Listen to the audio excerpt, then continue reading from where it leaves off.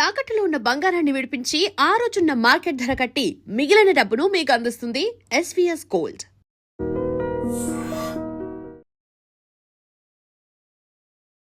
రాముడు రాజు అవ్వడానికి 14 సంవత్సరాలు పట్టింది. మీరు మీ ఊరు వదిలి చెన్నై వెళ్ళిన తర్వాత డైరెక్టర్ అవ్వడానికి 19 సంవత్సరాలు పట్టింది. ఇంత ఓపిక ఎలా పట్టారు? డైరెక్షన్ ఛాన్స్ అనేది చాలా కష్టం.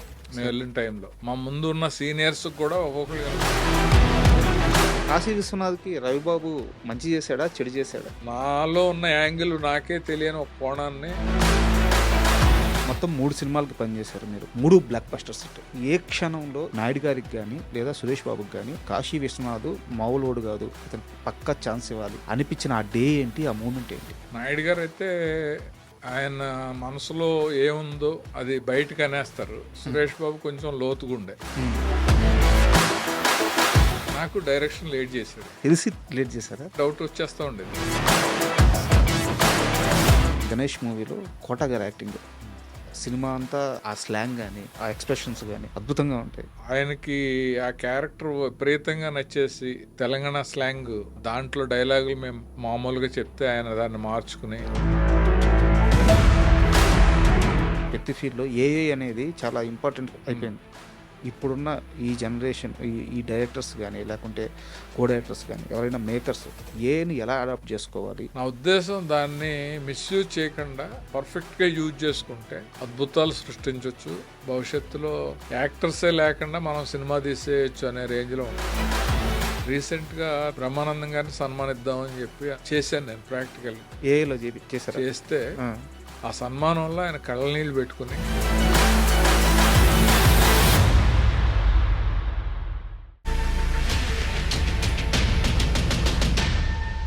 Hi, welcome to my show. నేను మీ రాజా. ఈరోజు మనతో దర్శకులు నటులు కాశీ విశ్వనాథ్ గారు ఉన్నారు. అంటే ఇంత సింపుల్గా ఎందుకు పరిచయం చేస్తున్నానంటే ఆయనకి ప్రత్యేక పరిచయం ఇప్పుడు నేను కొత్తగా చెప్పాల్సిన అవసరం లేదు.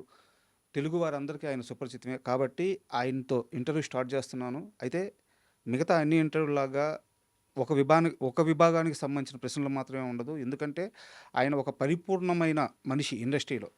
అంటే కొన్ని 15-18 సంవత్సరాల పాటు ఆయన డైరెక్టర్గా, కో డైరెక్టర్గా, అసోసియేట్గా చాలా సినిమాలకు పనిచేశారు. తర్వాత డైరెక్టర్గా సినిమాలు చేశారు. తర్వాత నటుడిగా వర్క్ చేస్తున్నారు. సో ఒక పరిపూర్ణమైన మనిషితో ఒక పరిపూర్ణమైన ఇంటర్వ్యూ రాబోతుంది. మీకు అందరికి నచ్చుతుందని ఆశిస్తున్నాను. హాయ్ సార్, నమస్తే.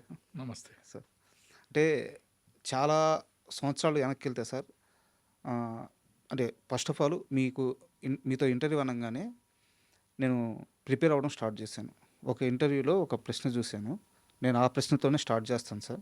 అలాగే ఒక వ్యక్తి సినిమాలపైన ప్రేమతో సినిమా ఇండస్ట్రీలోకి పోతుంటే తల్లిగారు చెడిపోతావేమో ఇండస్ట్రీలో భయంగా ఉన్నప్పుడు, అమ్మా నేను ఇండస్ట్రీలో గెలిచినా ఓడిపోయినా ఈరోజు ఎలా వెళ్తున్నానో తిరిగి అలాగే వస్తాను, అంతే స్వచ్ఛంగా తిరిగి వస్తాను, ఇదైతే నీకు ప్రామిస్ చేస్తున్నాను అని చెప్పి మీరు ఇండస్ట్రీలో అడుగుపెట్టారు. ఈ రోజుకి ఎన్ని సంవత్సరాలు పూర్తయింది సార్? దాదాపు 40 ఏళ్ళు. మీ అమ్మగారికి ఇచ్చిన మాట అలాగే ఉంది కదా? అలాగే ఉంది. ఏ అలవాట్లు చేసుకోలేదు. మా మదర్కి మెయిన్ ఏంటంటే డ్రింకు, సార్, సిగరెట్, సార్, ఇంక మిగతా ఉమనైజేషన్ ఇవన్నీ ఉంటాయి కదా. సార్, సినిమా ఫీల్డ్ అంటే అన్నీ ఉంటాయి. అక్కడికి వెళ్తే పాడైపోతాడు. సార్, ఒక్కడే కొడుకు, రీజనబుల్గా ఆస్తులు ఉన్నాయి కదా, ఎందుకు పంపించటం అని చెప్పి రిలేటివ్స్ కానీ సొసైటీ కానీ భయపెడితే మా మదర్ నా దగ్గరకు వచ్చి అనమాట, వద్దురా నువ్వు వెళ్ళొద్దు అది ఇది అంటే నేను చెప్పాను, అమ్మ వాటి కోసం మీరు భయపడితే అవేవి లేకుండా ఇప్పుడు ఎలా వెళ్తున్నానో అలా వస్తాను. సక్సెస్ అయినా ఫెయిల్యూర్ అయినా ఇంటికి వచ్చేస్తే మనకు ఎలాగూ ఉండటానికి తినటానికి బాగానే ఉంది కదా అని అంటే సరే నీ ఇష్టం అని అంటే అప్పుడు మెడ్రాస్ వెళ్ళాం. సార్, వెళ్ళినప్పుడు కొన్ని పరిస్థితులు ఇప్పుడు నవేడేస్ ఏంటంటే మా ఊర్లో 99% తాగుతారు. అప్పుడు నేను తాగి చెడిపోతానో లేకపోతే ఇంకో అలవాటు అయిపోద్దేమో అని మా మదర్ కంగారు పడింది. పరిస్థితులన్నీ మారిపోయినాయి. నాకు కూడా అలాంటి పరిస్థితులు చాలా ఎదురైనాయి. సార్, ఎందుకు సత్యనారాయణ గారు, అల్లురామలింగయ్య గారు వాళ్ళు ఒక షూటింగ్లో నన్ను రెచ్చగొట్టి తాగుడు ఉండదు, ఓ సిగరెట్ ఉండదు, అది ఉండదు, ఇది ఉండదు. ఎలాగే నీకు కాలక్షేపం సరదాగా ఈరోజు నాతో కలిసి అన్న సందర్భాలు కూడా జరిగినాయి.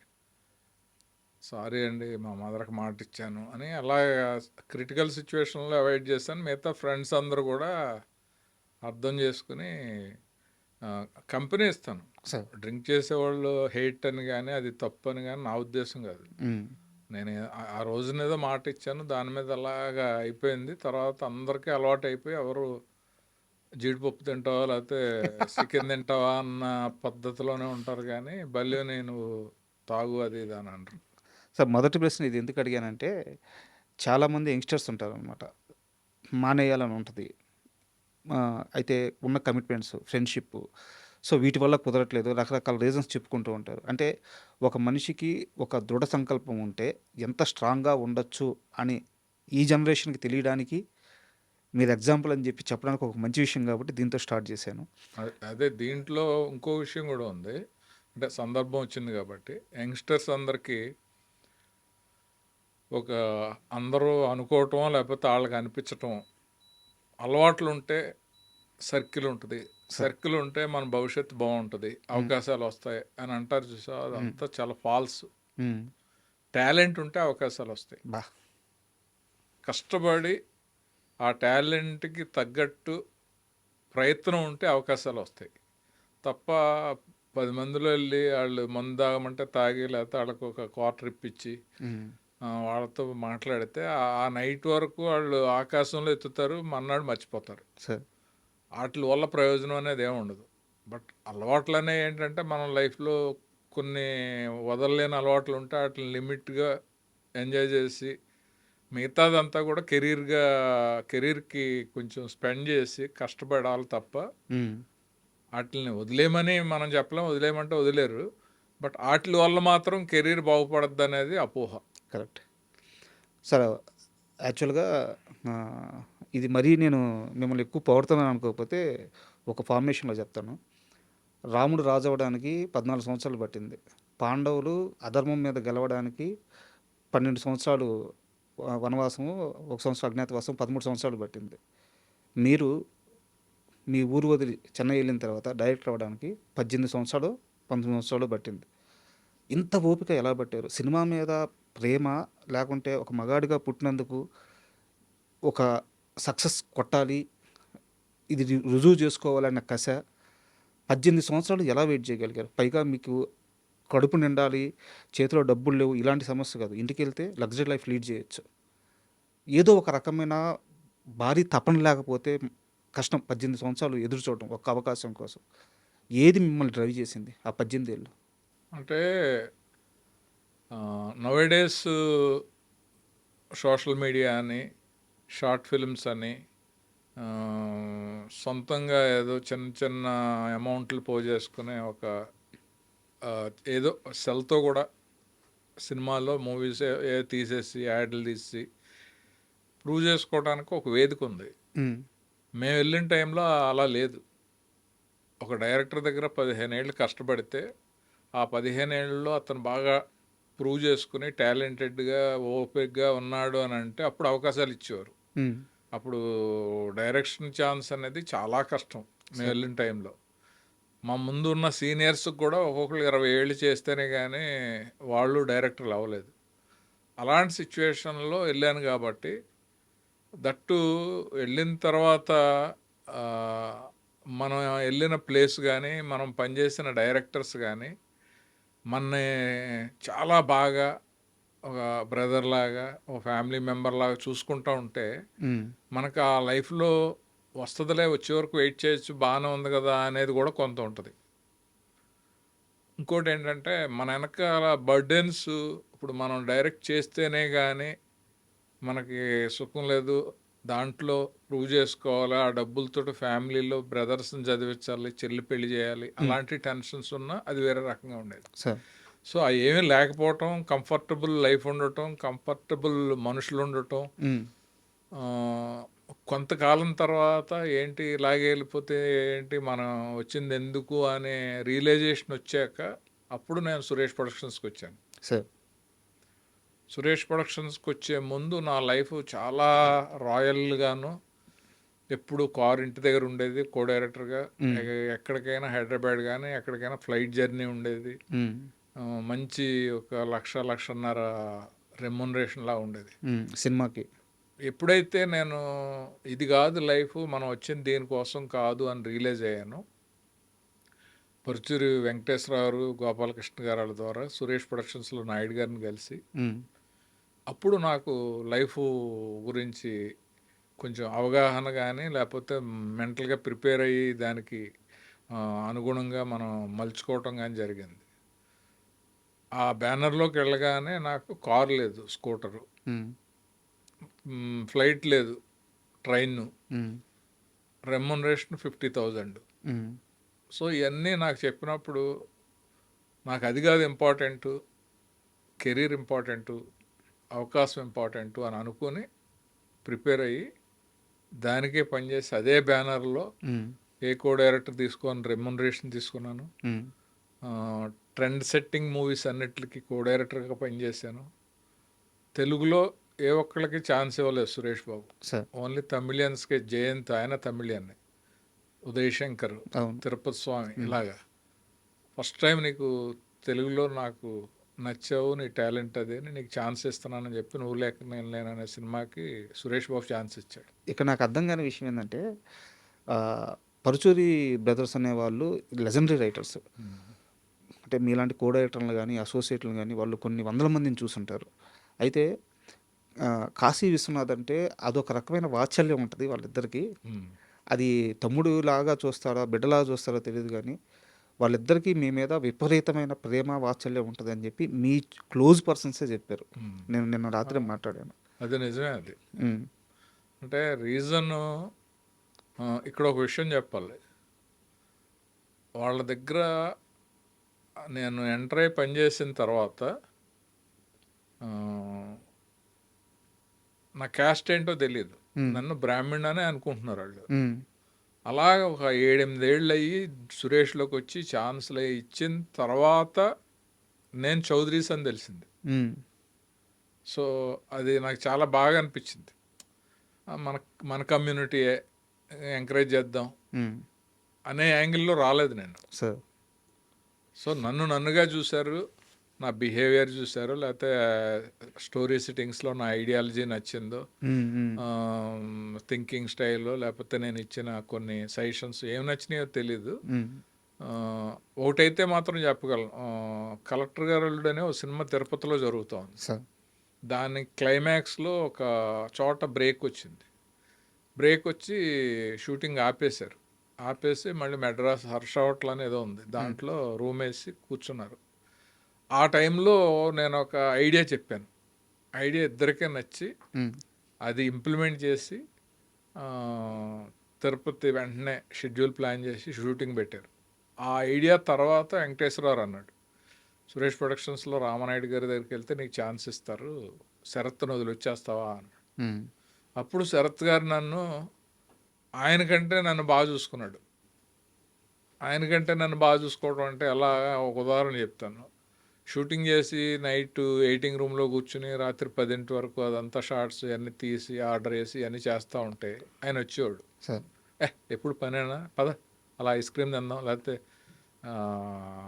బుహారికి వెళ్ళి బిర్యానీ తిందాం అని నన్ను తీసుకెళ్ళిపోయేవాడు. ఆయన ఏ డైరెక్టర్ అయినా ఏం చేస్తాడు, పని చేసేవాడు ఇంకా బాగా పని చేయమని అలా ఉంటుంది కదా, అంత బాగా చూసుకునేవాడు. సో అక్కడి నుంచి నేను సురేష్ ప్రొడక్షన్స్ రావడానికి కొంచెం ఇబ్బంది పడ్డాను. ఆయన ఏమనుకుంటాడో, ఎలా ఫీల్ అవుతాడు అని. బట్ కాదు కదా, ఎన్నాళ్ళు ఇది ఇలా ఉంటే ఎలా ఉంటుంది కదా అని చెప్పి డెసిషన్ తీసుకుని ఆయనతో చెప్పి ఆయన కొంచెం స్మూత్ చేసి అప్పుడు హైదరాబాద్ షిఫ్ట్ అయ్యాను. సూపర్. అంటే చాలామందికి తెలిసి ఉండకపోవచ్చు, పాత వాళ్ళకి తెలుసుద్ది. శరత్ గారు అంటే చాలా పెద్ద డైరెక్టర్. ఆయన సుమన్ గారితో చాలా పెద్ద హిట్లు ఇచ్చారు. సుమన్ గారితో వరుస సినిమాలు చేశారు ఆయన. మనం వినే సుమన్ గారి సూపర్ డూపర్ హిట్ సాంగ్స్ అన్నీ ఆయన సినిమాల్లో అయ్యాయి. సో ఈ జనరేషన్ తెలియాలని చెప్తున్నాను. సార్, ఈ ప్రశ్న మీకు సంబంధం లేదు, చెప్పాలనుకుంటే చెప్పండి, లేదా స్కిప్ చేసేయచ్చు.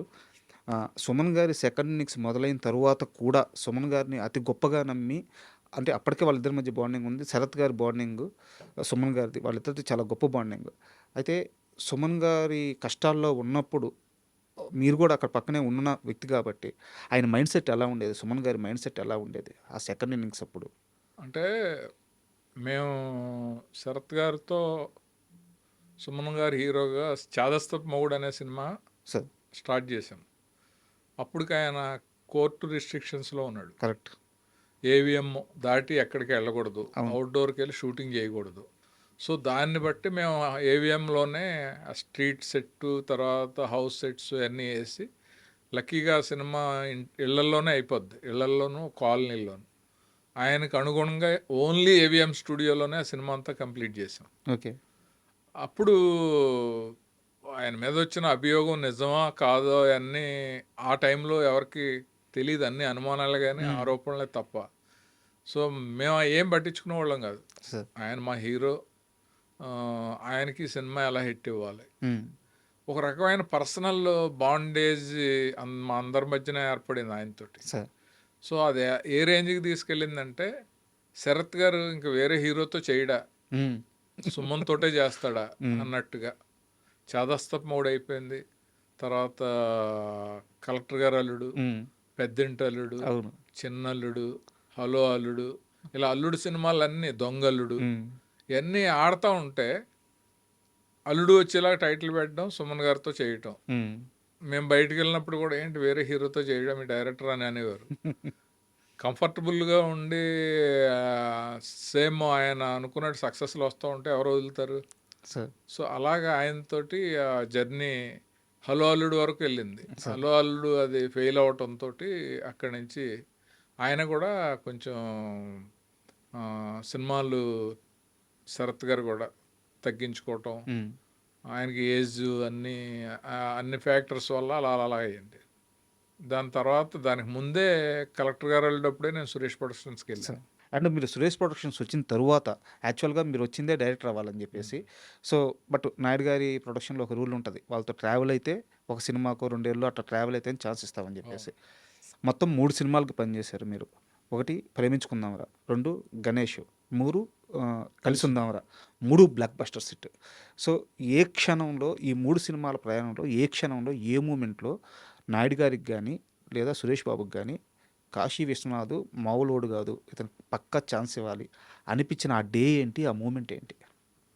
అంటే ఎవ్రీ మినిట్ నాయుడు గారు అయితే ఆయన మనసులో ఏముందో అది బయటకు అనేస్తారు. సురేష్ బాబు కొంచెం లోతుగుండే. ఈయన చాలామందికి మాట ఇచ్చేసి ఛాన్స్లు ఇచ్చి కమర్షియల్ క్యాలిక్యులేషన్స్ లేకుండా సెంటిమెంట్స్ అలాంటి వాటిల్లో చాలా మంచి ఛాన్సులు ఇచ్చారు, కొంతమంది మిస్యూజ్ చేసుకున్నారు. బట్ సురేష్ బాబుది నా మీద నమ్మకం కానీ నా మీద ప్రేమ కానీ కాశీ అనేవాడు లేకపోతే ఈ 3 సినిమా హిట్స్లో అతని పార్టిసిపేషన్ ఏముందనేది కానీ బాగా తెలిసి నాకు డైరెక్షన్ లేట్ చేశాడు. తెలిసి లేట్ చేశారా? ఎందుకంటే నాకే డౌట్ వచ్చేస్తూ ఉండేది, ఏంటి ఒక సినిమా చేస్తే ఛాన్స్ ఇస్తా అన్నారు సురేష్లోను, 3 బ్లాక్ బస్టర్స్ చేసాము ఇంకా రావట్లేదు ఏంటి? కిందేమో నాయుడు గారి చిన్న తిరుపతి అనేవాళ్ళం మేము, పైన సురేష్ బాబు పైకొండ మీద ఉండేవాడు, ఆయన పెద్ద తిరుపతి అని ఇలా సరదాగా అనుకునేవాళ్ళం. చిన్న తిరుపతి వెళ్ళిన వాళ్ళందరూ కూడా డైరెక్టర్లు అయిపోతున్నారు, వాళ్ళు ఒక సినిమా కూడా చేయని వాళ్ళు అవుతున్నారు, నేనేంటి అని చెప్పి ఒకసారి పరుచూరు వెంకటేశ్వర గారి దగ్గర ఓపెన్ అయ్యాను నేను. అంటే మాటల్లో ఆయన అన్నాడు, ఆయనకి కాశీకి నేనే కదా ఇస్తానని పిలిచాను, ఇప్పుడు తను ఒక ప్రాజెక్ట్ పట్టుకుంటున్నాడంటే దాన్ని పట్టుకుని సూపర్ హిట్ చేస్తున్నాడు, ఇప్పుడు మనం ఛాన్స్ ఇచ్చేస్తే ఏముంది, ఇంకా బయట కాశీ అయిపోతాడు, మన కాశీ అవడు కదా అని అన్నాడంట. అప్పుడు నాకు చాలా ఆనందం కలిగింది, బాధ. సో ఆయనకి మన మీద ఉన్న ప్రేమ లేకపోతే మన అవసరం ఆయనకు ఉండటం వల్ల మన కెరీర్ లేట్ అవ్వకూడదు కదా అనే ఉద్దేశంతో నేను వెంటనే ఆయన దగ్గరికి వెళ్ళి నేను సినిమా చేయనండి, అది కలిసి ఉన్నారా ముందే చెప్పేశాను నేను. 2 సినిమాలు అయినా ప్రేమించుకుందారా గణేష్ రావు గారు, నేను చేయనండి సినిమాలు, డైరెక్షనే చేస్తాను, మీ ఎప్పుడు ఓకే అయితే అప్పటి నుంచే అని అంటే సరే అయితే కథ చేసుకో చేద్దాం అని అన్నాడు ఆయన. ఆ టైంలో కరెక్ట్గా ఉదయ్ శంకర్ అని తమిళ్ డైరెక్టర్ వచ్చాడు. ఏదో కథ చెప్పి నచ్చలేదు వాళ్ళకి, సరే టికెట్ వేసేయండి మెడ్రాసు మళ్ళీ తర్వాత ఎప్పుడన్నా పిలుద్దాం అని చెప్పేసి అని అంటే ఆ సిట్టింగ్లో నేను కూడా ఉన్నాను. సో వస్తా మెట్లు దిగుతా అతను నన్ను తలైవా అంటాడు, నేను తలైవా అంటాను. ఆ, తలైవా నిన్న ఏదో ఒక లైన్ చెప్పావు కదా, అది నాకు బాగా అనిపించింది, ఒకసారి సురేష్ బాబుకి చెప్పొచ్చు కదా అంటే ఏం లైన్ అని ఆగాడు ఆయన. ఆ పైనుంచి కిందకు ఒక 20 మెట్లు ఉంటాయి. ఆ 20 మెట్లు దిగే లోపు ఇతను లైన్ చెప్పాడు. ఇలా ఒక విలేజ్, ఒక పెద్ద ఆయన ఉంటాడు, వైఫ్ ఉంటుంది, పిల్లలందరూ వేరే ఊళ్ళల్లోనూ వేరే సిటీల్లోనూ దేశాల్లో ఉంటారు. వాళ్ళందరినీ చూడాలని చెప్పి ఆయన షష్టి పూర్తి చేసుకుంటాడు. అక్కడ ఫ్యామిలీ ఎమోషన్స్ మధ్య ఉండే ఒక కథ. ఒక మనవడు ఎక్కడో దూరంగా ఉంటాడు, ఆ మనవడు వచ్చి ఆ ఫ్యామిలీని ఎలా రీయూనియన్ చేశాడు అనే చెప్పాడు. ఆయనకు వెంటనే కనెక్ట్ అయింది. టికెట్ క్యాన్సిల్ చేయండి అయ్యా, రేపు మళ్ళీ కూర్చుందాం అని చెప్పి అలా అది కలిసి ఉన్నాం ఆయన. సూపర్. అంతకు ముందు రోజు ఎవరికి చెప్పారు సార్ ఆయన, ఉదయ్ గారు? ఏంటి ఇదే కదా, నచ్చలేదు అన్నారు కదా, ముందు నచ్చలేదు అన్నారు కదా. ఇప్పుడు ఆ కథ నచ్చలేదు, అది వేరే కదా. అది వేరే కథ. ఓకే. ఇది నేను క్యాజువల్గా అంత ముందు రోజు వచ్చినప్పుడు ఇలా ఉదయశంకర్ అని వచ్చాడు సార్, మెడ్రాస్ వెళ్ళినప్పుడు తిరుపతి స్వామి దగ్గర కొలీగ్ అనమాట ఉదయశంకర్. ఓకే. అక్కడ కలిసినప్పుడు మాటల్లో ఏదో ఒక చిన్న లైన్ చెప్పాడు నాకు. అంటే భవిష్యత్తులో నేను డైరెక్ట్ చేస్తాను, నాకు కథ కావాలి అన్నప్పుడు చెప్పాడు అన్నమాట. అది అయిపోయిన తర్వాత సురేష్ బాబు కథ చెప్పడానికి వచ్చాడు, కథ చెప్పాడు, అది నచ్చలేదు. ఓకే. సో ఆ మెట్లు దిగేటప్పుడు అప్పుడు లైన్ చెప్పావు కదా అని చెప్పి అంటే అది చెప్తే అది నచ్చింది. దాని మీద అందరం కలిసి కలిసి ఉన్నారో చేయాల్సి వచ్చింది. కలిసి ఉన్నారో ఫైనలైజ్ అయ్యాక కాశీ ఇంకా సినిమా చేయనంటున్నాడు, మంచి కో డైరెక్టర్ ఏమన్నా చూసుకోండి మీరు, తను డైరెక్షనే చేస్తా అంటున్నాడు అని ఉదయశంకర్ వాళ్ళకి చెప్పారు. ఓకే. దానికి దీన్ రాజు గారని ఆయన రైటరు. తర్వాత దాంట్లో బాగా ఇన్వాల్వ్ అయ్యి కాంట్రిబ్యూట్ చేశాడు. వాళ్ళిద్దరూ మా ఇంటికి వచ్చేసారు. వచ్చేసి మీరు చేయనంటున్నారంట, ఈ సినిమా వరకు చేయండి, మీరు ఉంటే నాకు బాగుంటుంది, మీ వల్లే కదా ఈ ప్రాజెక్టు అది ఇది అని చెప్పి నన్ను రిక్వెస్ట్ చేశారు. చేస్తే కథ బాగా రావడంతో సరే ఒక డైరెక్టర్ అయ్యే ముందు సూపర్ హిట్ సినిమాతోటి అయితే బాగుంటుందిలే అని చెప్పి యాక్సెప్ట్ చేసి ఆ సినిమా చేసి దాని తర్వాత నువ్వు లేక నేను చేశాను. Sir super. యాక్చువల్గా చిన్నప్పుడు ఆ పాటలు కానీ ఆ పోస్టర్లు కానీ కలిసి ఉందాం అలా చూసేవాళ్ళం సార్. 50 days చూసా, 100 days చూసా, 175 days చూసా, 200 days చూసా, 250 days చూసా పోస్టర్లు కలిసి ఉందాంరా. అసలు ఆ మామూలు రికార్డ్స్ కదా ఆ సినిమా.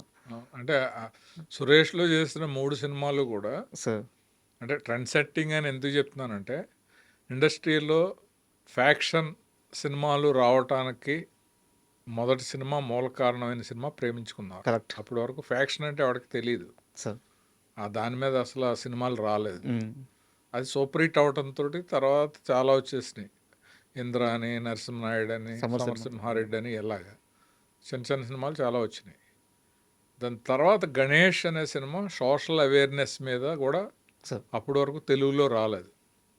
హాస్పిటల్స్ మీద ఓ హీరో యాంటీగా వెళ్ళి వాళ్ళ గుట్టంతా బయటపెట్టి వాళ్ళు చేసే మోసాలు ఇవన్నీ అనేది గణేష్లో అది కూడా సూపర్ హిట్ అయింది. ఆ తర్వాత ఈ ట్యాగూర్లు ఇవన్నీ వచ్చినాయి సార్, అంతే కదా. అంతే. ఇప్పుడు కలిసి ఉన్నవరా అనేది చాలా ఫ్యామిలీ సినిమాలు వచ్చినాయి, కానీ అలాగ full pledged family cinema entertainment ఉంటూ సెంటిమెంట్స్ ఉంటూ స్టార్ వాల్యూ కూడా స్టార్ వాల్యూ ఉండి కంటతడి పెట్టించి విశ్వనాథ్ గారు లాంటి ఒక లెజెండరీ డైరెక్టర్, ఆయన యాక్టర్గా కూడా వచ్చి ఆయన తర్వాత బిజీ అయిపోయి అన్నిటికీ కూడా మూలం కలిసి ఉందాంరా. అది కూడా ట్రెండ్ సెట్టింగే. ఈ 3 సినిమాల్లో ఏ జానర్లో సినిమా తీసినా డైరెక్టర్స్ కానీ రైటర్స్ కానీ ఆ డైరెక్షన్ డిపార్ట్మెంట్ టోటల్గా ఈ 3 సినిమాలు ఇన్స్పైర్ అవ్వటానికి చూడకుండా ఎవడో చేయలేడు. మాంటేజెస్ అవ్వచ్చు, లేకపోతే సీన్లు అవ్వచ్చు, లిరిక్స్ అవ్వచ్చు, స్క్రీన్ ప్లే అవ్వచ్చు, చిన్న చిన్న ఒకసారి చూద్దాం దాంట్లో చూస్తే మనకు ఒక ఐడియా రావచ్చు అని ఈ 3 సినిమాలు ఒక చిన్న గైడ్ లాగా ఉపయోగపడతాయి యంగ్స్టర్స్కి. సార్ మీరు డైరెక్టర్ అవ్వకముందు ఉన్న జర్నీ గురించి ఒక 2-3 ప్రశ్నలు ఉన్నాయి సార్. అది అయిన తర్వాత మీ సినిమాల గురించి మాట్లాడుకున్నాము. నాకు బాగా గుర్తు గణేష్ మూవీ సార్. గణేష్ మూవీలో కోట గారి యాక్టింగ్ సినిమా అంతా అసల ఆ స్లాంగ్ గాని, వెంకటేష్ గారి దగ్గరికెళ్ళి ఆహ్, "నేను బతకాలి తంబి" అని జెప్పి అడిగేది గాని, లిటరల్‌గా బతిమలాడతారు ఆయన వెంకటేష్ గారిని. "ఈ చెక్కు మీద నీకు కావాల్సినంత రాసుకో. నా జోలికి రామాకు." అంటే ఆ డైలాగ్ డెలివరీ నాకు రావట్లేదు గానీ గొప్ప యాక్టింగ్. ఇంకా క్లైమాక్స్‌లో ఆ హాస్పిటల్‌లో గుండు కొట్టేసి ఆయన ఇచ్చే ఆ ఎక్స్‌ప్రెషన్స్ గాని అద్భుతంగా ఉంటాయి. 'కోటా' గారితో మీరు ఆ ఎక్స్‌పీరియన్స్ ఏమన్నా షేర్ చేసుకోగలరా? 100%. సార్. కోట గారు మాకు ఫస్ట్ 'చాదస్తపు మౌన్' నుంచి పరిచయం. సార్. ఆయన ఫస్ట్ 'ప్రతిఘటనలో' అనుకుంటా 'కాశీ' అనో మినిస్టర్ క్యారెక్టర్ చేశాడు. సార్. తర్వాత దీంట్లో 'గణేష్‌లో' కూడా మంచి క్యారెక్టర్. సో, ఆయనకి ఆ క్యారెక్టర్ విపరీతంగా నచ్చేసి శ్రద్ధ తీసుకుని మేము కూడా ఈ తెలంగాణ స్లాంగ్ హ్మ్. పెట్టి దాంట్లో డైలాగులు మేము మామూలుగా చెప్తే ఆయన దాన్ని మార్చుకుని ఆయనే మార్చుకున్నారా? అంటే ఇప్పుడు నేను ఉన్నాను, రైటర్ ఉన్నారు, వాళ్ళందరికీ అంత యాజ్ ఈజ్ రాదు కదా. సార్. సో ఇది డైలాగు కొంచెం ఇంచుమించులో చెప్తే దాన్ని మార్చి ఆయన ఆ, చాలా శ్రద్ధగా చేశాడు ఆయన. ఆ సీన్లు ఉన్నాయి కదా మీరు అన్నారు, ఆ సెల్లో పడేస్తే హ్మ్. ఎలకలయ్యి వెళ్తా అవును. బొద్దింకలు తిరుగుతా ఒక మినిస్టర్ లాంటాడు దాంట్లో పడి ఉంటే ఎలా ఉంటుంది లైఫ్ అనే ఇది ఉంటుంది కదా. సార్. అది ఆ షూటింగ్ అప్పుడు చాలా కష్టపడ్డాం మేము. హ్మ్.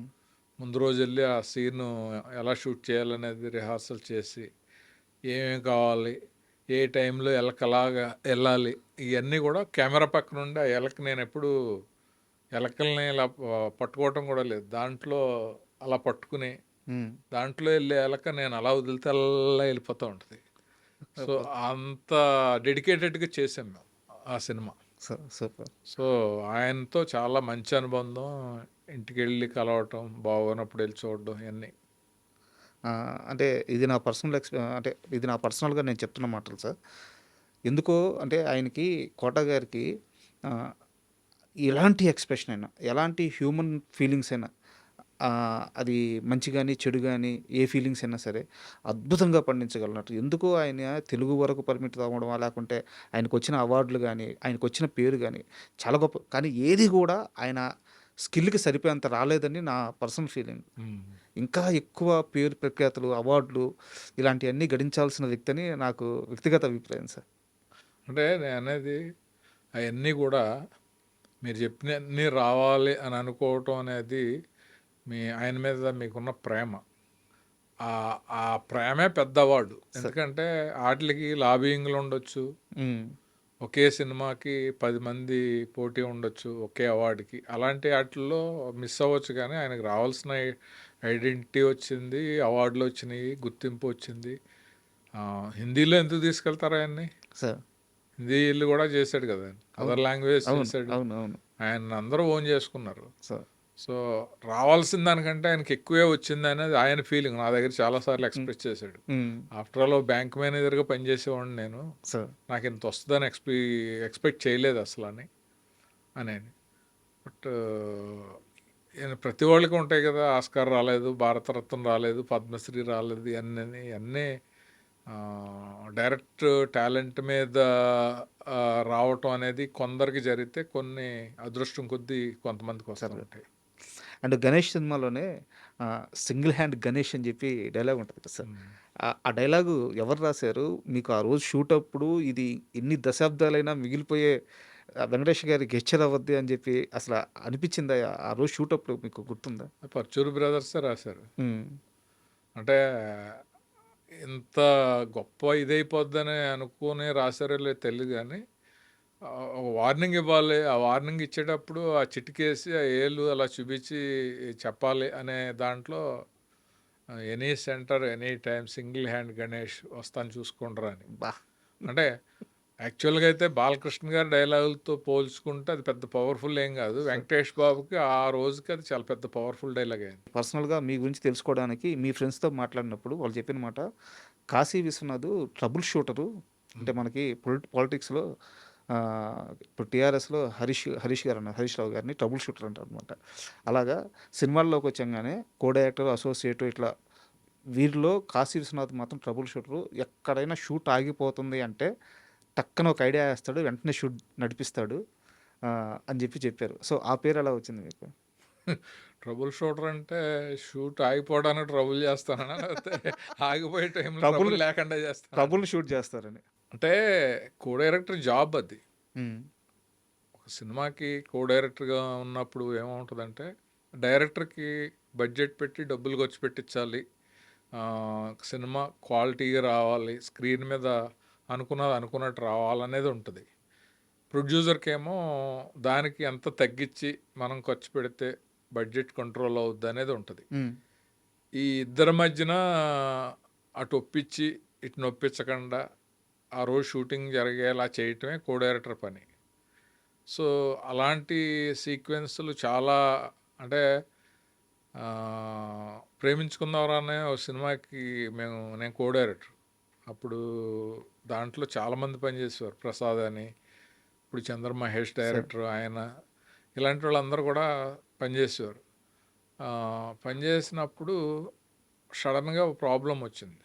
ఏంటి అంటే, అంజలా జవేరి హిందీ సినిమాలో వర్క్ అవ్వక ఒక 1 వీక్ రావట్లేదు. హ్మ్. ఈ 1 వీక్ మళ్ళీ యూనిట్ హైదరాబాద్ వెళ్ళి మళ్ళీ రావటం అనేది కష్టం. ఆ అమ్మాయి లేని వర్క్ అంతా ఏం చేయొచ్చు అని అంటే, ఆ రోజంతా కూర్చుని ఇలా చేద్దాం అని చెప్పి కొన్ని సీన్స్లో షార్ట్స్తో సుద్దా ప్లాన్ చేసి అవి ఎలా చేయాలో కూడా డైరెక్టర్కి హ్మ్. ఎక్స్ప్లెయిన్ చేసి ఆ వారం రోజులు మేనేజ్ చేసాం. సార్. ఆ టైంలో అందరూ అనుకుని ఉండొచ్చు ట్రబుల్ షూటర్ అని. సార్. అలాగే ఒక రాజధాని రౌడీ అనే ఒక షూటింగ్ జరుగుతుంది హైదరాబాద్లో, నిమ్స్ హాస్పిటల్లో. అది చాలా రికమెండేషన్స్ తోటి హాస్పిటల్లో షూటింగ్ పెట్టారు. రోజుకి 25,000. హ్మ్. ఆ రోజు నాగేశ్వరరావు నన్ను పిలిచి, ఈరోజు సాయంత్రం 5:30కి గవర్నర్ అపాయింట్మెంట్ ఉంది, వెళ్ళాలి, దాన్ని బట్టి నా వర్క్ కంప్లీట్ అయ్యేలా చూడు కాసి అని నాతో పర్సనల్గా బాగుండేవారు ఆయన. సో అలాగే సార్ అని చెప్పి అన్నాం. దాంట్లో ఒక డాక్టర్ ఉంటాడు. ఆ డాక్టర్ క్యారెక్టరు మేనేజర్ వచ్చి, ఇక్కడ ఒరిజినల్ డాక్టర్ ఉన్నాడండి, ఆయనకి ఇస్తే మనకి కోఆపరేట్ చేస్తారు, హ్మ్. ఆయన చేత చెప్పించేద్దాం డైలాగ్ అది ఇది అన్నాడు. సరే ఒక డైలాగే కదా చెప్తారా అంటే, నేను అయిపోయి నాకు ప్రాణం అండి, నేను స్టేజ్ యాక్టర్ అండి అదన్నీ ఆయన ఏదో చెప్పాడు. సో ఆ కాన్ఫిడెన్స్తో ట్రస్ట్ చేసేయండి అన్నాం. ఆ రోజు సీక్వెన్స్ ఏంటంటే, నాగేశ్వరరావు ఎస్పీ, వాళ్ళ వైఫ్ బి సరోజాదేవి రోడ్డు మీద క్రాస్ చేస్తూ ఏదో షాపింగ్కి వెళ్ళి క్రాస్ చేస్తూ ఉంటే మైకం వచ్చి పడిపోద్ది ట్రాఫిక్లో. సార్. అప్పుడు కృష్ణ గారి పెద్ద అబ్బాయి రమేష్ బైక్ వేసుకొచ్చి ఆవిడని బైక్ ఎక్కించుకొని ట్రాఫిక్ రూల్స్ అన్నీ బ్రేక్ చేసేసి స్పీడ్గా తీసుకొచ్చి హాస్పిటల్లో జాయిన్ చేస్తాడు. ఆవిడ నార్మల్ స్టేజ్కి వస్తుంది. ట్రాఫిక్ రూల్స్ బ్రేక్ చేశారు కాబట్టి పోలీసు వాళ్ళు వచ్చి అతను అరెస్ట్ చేసి తీసుకెళ్తారు. ఆ విషయం ఆవిడ మెలకు వచ్చాక ఇప్పుడు నాగేశ్వరరావుకి చెప్పాలి, అది సీక్వెన్స్. హ్మ్. హ్మ్. అది డాక్టర్ చెప్తాడు. ఓకే. డాక్టర్ ఏంటంటే, సార్ మీ పోలీసు వాళ్ళే అబ్బాయిని అరెస్ట్ చేశారు, మీ వైఫే ఎక్కడో పడిపోతే తీసుకొచ్చాడు, కరెక్ట్గా ఇన్ టైంలో తీసుకొచ్చాడు కాబట్టి ఆవిడ సేవ్ అయింది, హ్మ్. అలా సేవ్ చేసిన అబ్బాయిని మీ పోలీసు వాళ్ళు తీసుకెళ్లారు అనే డైలాగ్ డాక్టర్ది. సార్. ఇతను మధ్యాహ్నం ఎంత 10 నిమిషాల్లో అయిపోద్ది కదా అని చెప్పి మధ్యాహ్నం 2 o'clock మొదలెట్టాం. హ్మ్. 4:30 అయింది. చెమట పట్టేస్తుంది అతనికి. ఒక్క నిమిషం అంటున్నాడు. నాగేశ్వరరావుకి చిరాకు వస్తుంది. ఆయన వెళ్ళి కూర్చుంటున్నాడు. వాళ్ళ మేకప్ మ్యాన్ వచ్చి, టైము తెలుసు కదా 5:30కి వెళ్ళిపోవాలి ఆయన. హ్మ్. ఈ షార్ట్ అయితే సీన్ అయిపోద్ది. ఈ షార్ట్ అవ్వకపోతే మళ్ళీ మర్నాడు అంటే ప్రొడ్యూసర్కి ఒక 25,000, సేమ్ లొకేషన్లో తీయాలి. మళ్ళీ ఇంకా ఫుడ్ గిడ్డు అంతా ఒక 50,000 అయిపోద్ది ఖర్చు. హ్మ్. ఇతను చెప్పలేకపోతున్నాడు. అసలు మామూలు ఉండి కొలిది అసలు మొదటి లైన్లోనే ఆగిపోతున్నాడు. సార్. ఏం చేయాలో తెలియదు. కరెక్ట్గా 10 నిమిషాలు ఉంది. ఆ 10 నిమిషాల్లోనూ డైరెక్టర్ వచ్చి శరత్ గారు నన్ను ఇసుక్కుంటున్నాడు. హ్మ్. చూసుకోవాలి కదా, డైలాగ్ చెప్తాడో చెప్పడో, ఆ డాక్టర్ చేత ఏం చేశారు, ఇప్పుడు ఎలాగా ఏంటి, ఆయన వెళ్ళిపోతాడు రేపొద్దున, మళ్ళీ ప్రొడ్యూసరు ఈ సీన్ తీయాలంటే ఇక్కడ రావాలి, అది ఇది అని ఆయన అంటున్నాడు. నాగేశ్వరరావు అలా ఇసుక్కుంటున్నాడు. ఏంటి పంపిస్తారా మన్ని అని ఆయన వాళ్ళ మేకప్ మ్యాన్ దగ్గర అంటే, అతను నా దగ్గరికి వస్తున్నాడు. ఇతనేమో చెప్పట్లేదు. ఆ టైంలో ఒక మెరుపు లాంటి ఆలోచన వచ్చింది నాకు. సార్. వచ్చి శరత్ గారికి వెళ్ళి చెప్పాను, బాగుంది అలా చేసేద్దాం అన్నాడు. వెళ్ళి బి సరోజ దగ్గరికి వెళ్ళి, అమ్మ ఈ డైలాగ్ అంతా మొత్తం మీరే చెప్పేసి లాస్ట్లో డాక్టర్ గారు చెప్పారు అని ఒక మాట యాడ్ చేయండి అని అన్నా. కరెక్ట్గా 5 నిమిషాల్లో ఆవిడ చెప్పింది, ఏమండి నేను రోడ్డు మీద కళ్ళు తిరిగి పడిపోతే ఓ బాబు నన్ను మెరుపు వేగంతో వచ్చి హాస్పిటల్లో అడ్మిట్ చేశాడు, వాళ్ళని మన పోలీసులు అరెస్ట్ చేసి తీసుకెళ్లారంట, ఆ విషయం డాక్టర్ గారు చెప్పారు అయిపోయింది. అని అనగానే ఓకే అయిపోయింది. నాగేశ్వరరావు ఇలా చూసి బాగానే మేనేజ్ చేసేవే అన్నాడు. సో ఆ రిలీఫ్ అయిపోయాం. అంటే ఆ టైంలో సమయస్ఫూర్తి అంటాం, లేకపోతే ట్రబుల్ షూట్ అంటాం, ఏమంటాం, ఆ ఇది ఉంటే ఆ డైరెక్టర్కి కానీ ఆ ప్రొడ్యూసర్కి కానీ నచ్చుతుంది. Correct sir. అండ్ నువ్వు లేక నేను సినిమా విషయానికి వస్తే నాకు చాలా ప్రశ్నలు ఉన్నాయి. చాలా చిన్న వయసులోనే సినిమా చూశాను. బట్ సినిమా మీద అప్పటికే కాస్త కొంత గ్రిప్ వచ్చింది. సినిమా అంతా అయిపోయిన తర్వాత క్లైమాక్స్లో సార్ హీరోయిన్ కామ్గా కూర్చొని ఉంటుంది, హీరో కామ్గా నిలబడి ఉంటాడు. క్లైమాక్స్ 12-15 నిమిషాలు ఉంటుంది ఆ సినిమాకి, ఆ పెళ్ళి సీక్వెన్స్ మొత్తం. హీరో నిలబడిన దగ్గర నుంచి కదలడు, హీరోయిన్ కూర్చున్న దగ్గర నుంచి లేదు. సినిమా అంతా కె విశ్వనాథ్ గారు తన కళ్ళ సైగతో ఆ క్లైమాక్స్ మొత్తాన్ని నడిపిస్తారు. ఆయన లేచి లాస్ట్లో ఆయన 3 డైలాగులు చెప్తారు. అంటే బామ క్యారెక్టర్ ఉంటుంది కదా, ఆమెకి కూడా ఒక 2-3 డైలాగ్స్ ఉంటాయి. మీ ఫస్ట్ సినిమా ఫ్యామిలీ ఎమోషన్స్తో, తరుణ్ అప్పుడు స్టారు. సో మీరు కావాలంటే ఆర్తి అగర్వాల్ చేత, తరుణ్ చేత మంచి క్లైమాక్స్ పెట్టుకొని యూత్ని కిదెక్కిచ్చే క్లైమాక్స్ పెట్టుకోవచ్చు. హీరోయిన్ని పక్కన పెట్టేసి ఇద్దరు పెద్దవారి చేత ఆ క్లైమాక్స్ బారాన్ని అంతా వేసి సినిమా తీస్తే, చాలా చిన్న వయసులో సినిమా తీసినప్పుడు మీరు తప్పుగా అనుకోవద్దు, ఎవరికో మంచి పొగరుంది, రైటింగ్ స్కిల్ మీద, సెన్సిబిలిటీ మీద మంచి స్కిల్ ఉంది అని ఫస్ట్ ఇంప్రెషన్. కాశీ విశ్వనాథ్ అనే వ్యక్తి గురించి అతను ఎవరో తెలియక ముందే నాకు పడ్డ ఫస్ట్ ఇంప్రెషన్ సార్. ఏంది ఈ క్లైమాక్స్ డిజైన్ చేశాడు, మామూలు తెలివితేటలు కాదు అని నాకు అనిపించింది. నిజంగా మీరు ఇదంతా ఆలోచించి చేశారా? అప్పుడు భయపడలేదా? ఏ ధైర్యంతో ఆ క్లైమాక్స్ క్రియేట్ చేశారు? అంటే దానికి అక్కడ కూడా ఒక పెద్ద కథ ఉంది. ఓకే. కథ ఏంటంటే క్లైమాక్స్ స్టార్ట్ చేశాను నోమా కళ్యాణ మండపంలో.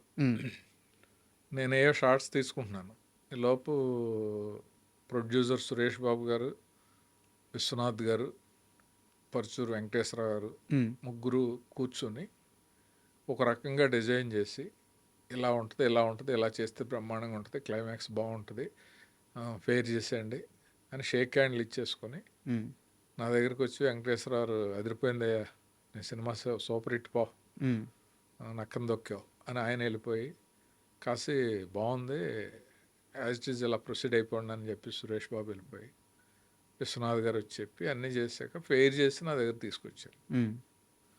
తీసుకొచ్చాక నాకు అంత ఎక్కలేదు. దాంట్లో ఏంటంటే విశ్వనాథ్ గారు పెళ్లి గురించి, తాళి గురించి, 7 అడుగులు అంటే ఏంటి, తాళిబొట్టు విలువ ఏంటి, అది ఇది అనే స్పీచ్లు ఉంటాయి. ఓకే. అది చూసాక నాకు ఎక్కలేదు. బట్ ఫస్ట్ టైం డైరెక్షను నేను ఎక్కలేదు అది ఇది అని అంటే లెజెండ్స్ వాళ్ళు ఫీల్ అవుతారు అని అనుకుని తీయటం మొదలుపెట్టా. మార్నింగ్ నుంచి సాయంత్రం వరకు ఒక 4:30 ఆ ప్రాంతం వచ్చేటప్పటికి ఎవ్రీ షాట్ నాకు బోర్ కొట్టేస్తుంది. డైరెక్టర్ని, స్టోరీ నేను రాశాను, నాకే బోర్ కొట్టేస్తే రేపు ఆడియన్స్కి ఎలా ఉంటుంది అని చెప్పేసి ఇంకా అంతే, క్లైమాక్స్ పోయిందంటే సినిమా ఆడదు, ఆడకపోతే నా భవిష్యత్తు పోద్ది అని చెప్పి కళ్ళం నీళ్ళు వచ్చేసి ఓ పక్కెళ్ళి బొట్ట ఏడ్చేసి, ఆ ఏడుపులోనే ఓ ధైర్యం తెచ్చుకొని సురేష్ బాబు ఫోన్ చేశాను. ఫోన్ చేసి, బాబు సినిమా షూటింగ్ చేస్తున్నాను కానీ డైరెక్టర్గా నాకే బోర్ కొట్టేస్తుంది, క్లైమాక్స్ నచ్చలేదు నాకు అనగానే ముందు ఆయన షాక్, ఒక నిమిషం బ్లాంక్గా అలా ఉన్నాడు. నుండి ఇప్పుడు ఏం చేస్తున్నారు అంటే, విశ్వనాథ్ గారు ఒక పేజీ డైలాగ్ ఉంది, అది పెద్ద షార్ట్ పెట్టాము, అది తీస్తున్నాము అని అంటే, వద్దు ఆపేసి ప్యాకప్ చెప్పి వచ్చే అన్నాడు. బా అన్నాక విశ్వనాథ్ గారు ఫుల్గా ప్రిపేర్ అయిపోయి అన్నాడు. సో కెమెరామెన్ పిలిచి, బాగోదు ఇలా ఆపేసాము అని ఆపేసి ఆ డైలాగ్ వద్దు అంటే బాగోదు, ఈ షార్ట్ తీసేద్దాం, అలాగే ప్రొడ్యూసర్ కూడా ఖర్చు ఉండకూడదు కదా, కెమెరా మీరు ఆన్ చేయకండి, నేను స్టార్ట్ కెమెరా యాక్షన్ ఇవన్నీ చెప్తాను, షార్ట్ అంతా అయిపోయాక ఓకే కట్ అని చెప్పిన తర్వాత ప్యాకప్ అని చెప్తాను అని చెప్పి కెమెరా రన్ చేయకుండా ఆ షాట్ పెద్ద క్రెయిన్ షాట్, ఒక పేజీ డైలాగ్ విశ్వనాథ్ గారు చాలా ఎమోషనల్గా చెప్పి అన్నీ చెప్పారు. అయిపోయింది డైలాగ్ అయిపోయింది, కట్ ప్యాకప్ అన్నాను. అన్నాక అందరూ వెళ్ళిపోయారు. నేను డైరెక్ట్గా సురేష్ బాబు దగ్గరికి వెళ్ళాను. వెళ్తే ఏంటి ప్రాబ్లం అన్నాడు. ఏంటి బాబు అదంతా, విశ్వనాథ్ గారు స్పీచ్ల కోసం సినిమాకి వస్తారు, సినిమాలో డ్రామా ఉండాలి, నెక్స్ట్ ఏం జరుగుతుందని ఇంట్రెస్ట్ ఉండాలి, ఇదివరకు మేము డిస్కస్ చేసింది అనుకున్నది రాసుకున్నది అది కదా, మొత్తం మార్చేసి ఎప్పుడో నా చిన్నప్పుడు బావమర్దల్లో అల్లురామలింగ గారు చెప్తాడు, తాళంటే అక్షంతలు ఏంటి, 7 అడుగులు అంటే ఏంటి, జీలకర్ర బెల్లం ఏంటి అంటే చెప్తాడు. ఆ టైంలో అప్పుడు బాగున్నాయి, ఇప్పుడు అది కాదు కదా, ఆ తరుణ్కి ఆర్తి అగర్వాల్కి పెళ్ళి అవుద్దా అవదా, అయితే ఎలా అవుతుంది, ఆ విషయం వాళ్ళిద్దరు ప్రేమించుకున్నారన్న విషయం ఎలా తెలుస్తుంది, ఇది కదా డ్రామా అని అంటే ఆయనకి వెంటనే నచ్చేసింది. అన్నిటికంటే కూడా నా గట్ ఫీలింగ్ నచ్చింది. ఆయన మొత్తం ఇదంతా షూటింగ్ చేసి ఎడిటింగ్ చేసి క్లైమాక్స్ వేసి చూసుకున్నాక చిచ్చి బోరు కొట్టేసింది, పాతదే బాగుంది కదా అని రీషూట్కి వెళ్ళటం అనేది చాలా చోట్ల జరుగుతుంది. బట్ అది ఏమీ లేకుండా ముందు చెప్పడం అనేది చాలా నచ్చింది. ఇంకా నేను కూడా రాను, నువ్వు అనుకున్నది రాసుకుని నువ్వు అనుకున్నట్టు రేపు ఎల్లుంట్లో క్లైమాక్స్ ఫినిష్ చేశాను. అప్పుడు రాజశేఖర్ అని ఒక తమిళ అతను ఉన్నాడు, అతను నేను కూర్చుని ఆర్డర్లో పెట్టుకుని అదంతా రాసుకుని పరుచూరు బ్రదర్స్ చూపించి ఆ రకంగా క్లైమాక్స్ తీసాం. అది సూపర్ డూపర్ హిట్ అయింది. సూపర్. అంటే నాకు అనిపించింది సార్ పర్సనల్గా, అంటే ఇంత జరిగిందని మాకు ఎలా తెలుస్తుంది, మాకు తెలియదు కదా. ఇంటర్వ్యూలోనే కదా చెప్పగలం, కొంతమంది చెప్పరు సార్. నేను నాకు అదేం లేదు, ఎందుకంటే జరిగింది అబద్ధం అయితే చెప్పకూడదు కానీ జరిగిన నిజాన్ని చెప్పడానికి ధైర్యం ఉండాలి కదా. తర్వాత పరుచూరు బ్రదర్స్ ఏమనలేదా? ఏమంటారు సినిమా హిట్ అయ్యాక, ఇప్పుడు మాదే తప్పు క్లైమాక్స్ అలా ఉండదని ఎవరు అంటారు కదా, అది కూడా ఆడుతుందేమో అనే కాన్ఫిడెన్స్ ఉంటారు. అవునవును, వాళ్ళు ఎంత గొప్ప రైటర్లు, వాళ్ళు ఎన్నో చూసారు. అన్నిటికంటే మెయిన్ ఏంటంటే నేను కర్త కర్మ క్రియ ఆ సినిమాకి, అది ఫ్లాప్ అయినా ఇంకోటైనా ప్రొడ్యూసర్కి డైరెక్టర్కే ఉంటుంది కానీ రైటర్స్కి ఏమి ఉండదు కదా. సో అందువల్ల నేను నిర్ణయం తీసుకుని నేను చెప్పి నేను అనుకున్నట్టు చేశాను కాబట్టి నాకు ఆ సూపర్ హిట్ వచ్చింది. అంటే యాక్చువల్గా నేను విన్నది ఏంటంటే, మీరు డైరెక్టర్ అవుతున్నప్పుడు ఈ సినిమాకే మహేష్ బాబుని ఇస్తాను అని సురేష్ బాబు గారు మీకు చెప్తే తరుణ్ కావాలని మీరే అడిగారంట, ఎందువల్ల? ఇస్తానని ఏం కాదు, ఒక కథ చెప్పాక మహేష్ బాబు బాగుంటాడు ఈ క్యారెక్టర్కి అని అన్నాడు ఆయన. సో మహేష్ బాబు బాగుంటాడని ఆయనకు అనిపిస్తే, ఆయన ప్రయత్నిస్తే మహేష్ బాబుని తీసుకురావటం అనేది కష్టమేం కదా వాళ్ళకి. అవును. కాకపోతే మహేష్ బాబు చాలా బిజీగా ఉన్నాడు. ఆయన బిజీగా ఉన్న హీరో టక్కన కమిట్మెంట్స్ వదిలేసి మనకు రావడానికి 1.5-2 సంవత్సరాల్లో పట్టేస్తుంది. ఓకే. అప్పటికే నా కెరీర్ లేట్ అయింది, 3 సినిమాలు చేసాం, ఇంకా ఏంటి చేయట్లేదు డైరెక్షన్ అనే మూడ్లో ఉన్నాను నేను. అప్పుడు ఏమన్నానంటే, కథ నాకు బాగా కాన్ఫిడెన్స్ ఉంది, నువ్వే కావాలి, హిట్ అయింది కదా, తరుణ్ని పెట్టుకుందాం, తరుణ్ అయితే బాగుంటుంది క్యారెక్టర్కి అని అంటే, సరే అయితే నువ్వు వెళ్ళి మాట్లాడు అని అంటే నేను మాట్లాడే రోజారామలింగ గారి వాళ్ళకి చెప్తే వాళ్ళు వచ్చి కథని వెంటనే చాలా బాగుందని చెప్పి అలా ప్రాజెక్ట్ స్టార్ట్ అయింది. ఓకే. ఇప్పుడు మహేష్ బాబుని ఇస్తానంటే వద్దనే అంత ఎవరు ఉండరు కదా, అంత పొగరు ఎవరికి ఉండదు కదా, లేట్ అవుద్దనేదే మెయిన్. ఓకే. అండ్ యాక్చువల్గా మీకు ఇప్పుడు ఆకలి వేస్తుంది, ఒక వారం రోజులు పోయాక బిర్యానీ పెడతాను అంటే వద్దు ఇప్పుడు ఆవకాయ పెట్టండి నేను వేసుకు తినేస్తాను అంటాం కదా. కరెక్టే, అది కరెక్ట్ డెసిషన్. ఆ టైప్లో ఆ డెసిషన్ అనమాట. యాక్చువల్గా ఆర్తి అగర్వాల్ అంటే నాకు చాలా ఇష్టమైన హీరోయిన్. మన సినిమాలో డ్రెస్ సెన్స్ లేదని చెప్పి తరుణ్ టీచ్ చేస్తాడు. తను మిర్రర్ ముందుకెళ్ళి పట్టు పవడ వేసుకొని ఆ రాణి కలర్ పింక్ కలర్ అది వేసుకొని అద్భుతంగా ఉంటారు, అంటే చూడడానికి కళ్ళకి పండగలాగా ఉంటారు అనమాట లుక్. చాలా బాగా చూపించారు 'ఆర్తి అగర్వాల్' మీరు. ఆహ్, ఆమెని ఎలా కాస్ట్ చేశారు? ఆ సినిమాలో 'ఆర్తి అగర్వాల్‌తో మీ వర్కింగ్ ఎక్స్‌పీరియన్స్ కాస్త చెప్తారా? అంటే యాక్చువల్గా మేము హీరోయిన్గా అనుకున్నది మంజుల గారి అమ్మాయి శ్రీదేవి. సార్. నేను మెడ్రాస్ వెళ్ళాను, ఆ అమ్మాయికి కథ చెప్పాను, ఆ అమ్మాయికి నచ్చింది. సో చేస్తానంది, అన్నీ అయినాయి. ఆ, సురేష్ బాబు గారు ఏం చేశారంటే ఆయన ఎప్పుడు ప్రాజెక్ట్కి ఎలాగ వాల్యూస్ తీసుకురావాలి, ప్రాజెక్ట్ని ఎలాగ క్రేజ్గా బయట వాళ్ళు మాట్లాడుకోవాలి అనే యాంగిల్లో ఆలోచిస్తాడు ఆయన. అంటే మార్కెటింగ్ స్కిల్స్ అనమాట. మేము అన్నీ ఓకే చేసుకున్నాక ఓ రోజు పిలిచాడు నాకు. పిలిచి నువ్వు నాకు నచ్చావు, సూపర్ హిట్ అయిపోయింది, ఆర్తి అగర్వాల్ మళ్ళీ ఎవరికి దొరకదు, ఇప్పుడు మన చేతిలో ఉంది, హ్మ్. సెకండ్ ఫిల్మ్ కూడా మనకి అగ్రిమెంట్ ఉంది, మన సినిమాలో అయితే ఎలా ఉంటుంది అంటావా అని అంటే చాలా బాగుంటుంది బాబు అని. హ్మ్. సో అలా క్యాష్ చేశారు. మిమ్మల్ని అడిగారు. అడిగాడు. హ్మ్. అడిగి అదే మామూలుగా అడగటం అంటే మనం నో అనేది ఏమి ఉండదు. హ్మ్. బట్ డైరెక్టర్గా నాకు చెప్పాలి కదా, నేనే ఇప్పుడు ఆ అవును. అమ్మాయితో సీన్స్ అన్ని చేయించుకోవాలి. హ్మ్. ఆ, అప్పుడు అదే నువ్వు ఫస్ట్ టైం కదా, ఆ అమ్మాయికి తెలుగు రాదు, హ్మ్. నువ్వు ఓకే అంటున్నావు కాబట్టి మన గెస్ట్ హౌస్లో ఉంటుంది, సీన్స్ అన్నీ వెళ్ళి ప్రాక్టీస్ చేసి ఎలా చేస్తావు చూడు అని అంటే అప్పుడు రోజు నేను ఈవినింగ్ వెళ్ళి హ్మ్. ఒక గంట అమ్మాయితో కూర్చుని సీన్స్ కొన్ని ప్రాక్టీస్ చేసి ఎలా చెప్పాలో చెప్పి తెలుగు డైలాగులు నేర్పేవాడిని అక్కడ పెట్టి తెలుగులో మాట్లాడించి అలా చేస్తాం. సార్. మొత్తం ఈ ప్రాసెస్‌లో ఒక మంచి బ్యూటిఫుల్ మూమెంట్ ఏమన్నా షేర్ చేసుకుంటారా 'ఆర్తి అగర్వాల్‌తో' మీది? సెట్‌లో గాని, మేకింగ్ ప్రాసెస్‌లో గాని? ఆర్తి అగర్వాల్ అంటే జనరల్గా సినిమా అన్నాక హీరో హీరోయిన్స్ మధ్యన రొమాన్స్ కానీ కొంచెం క్లోజ్నెస్ సీన్స్ కానీ అన్నీ ఉంటాయి.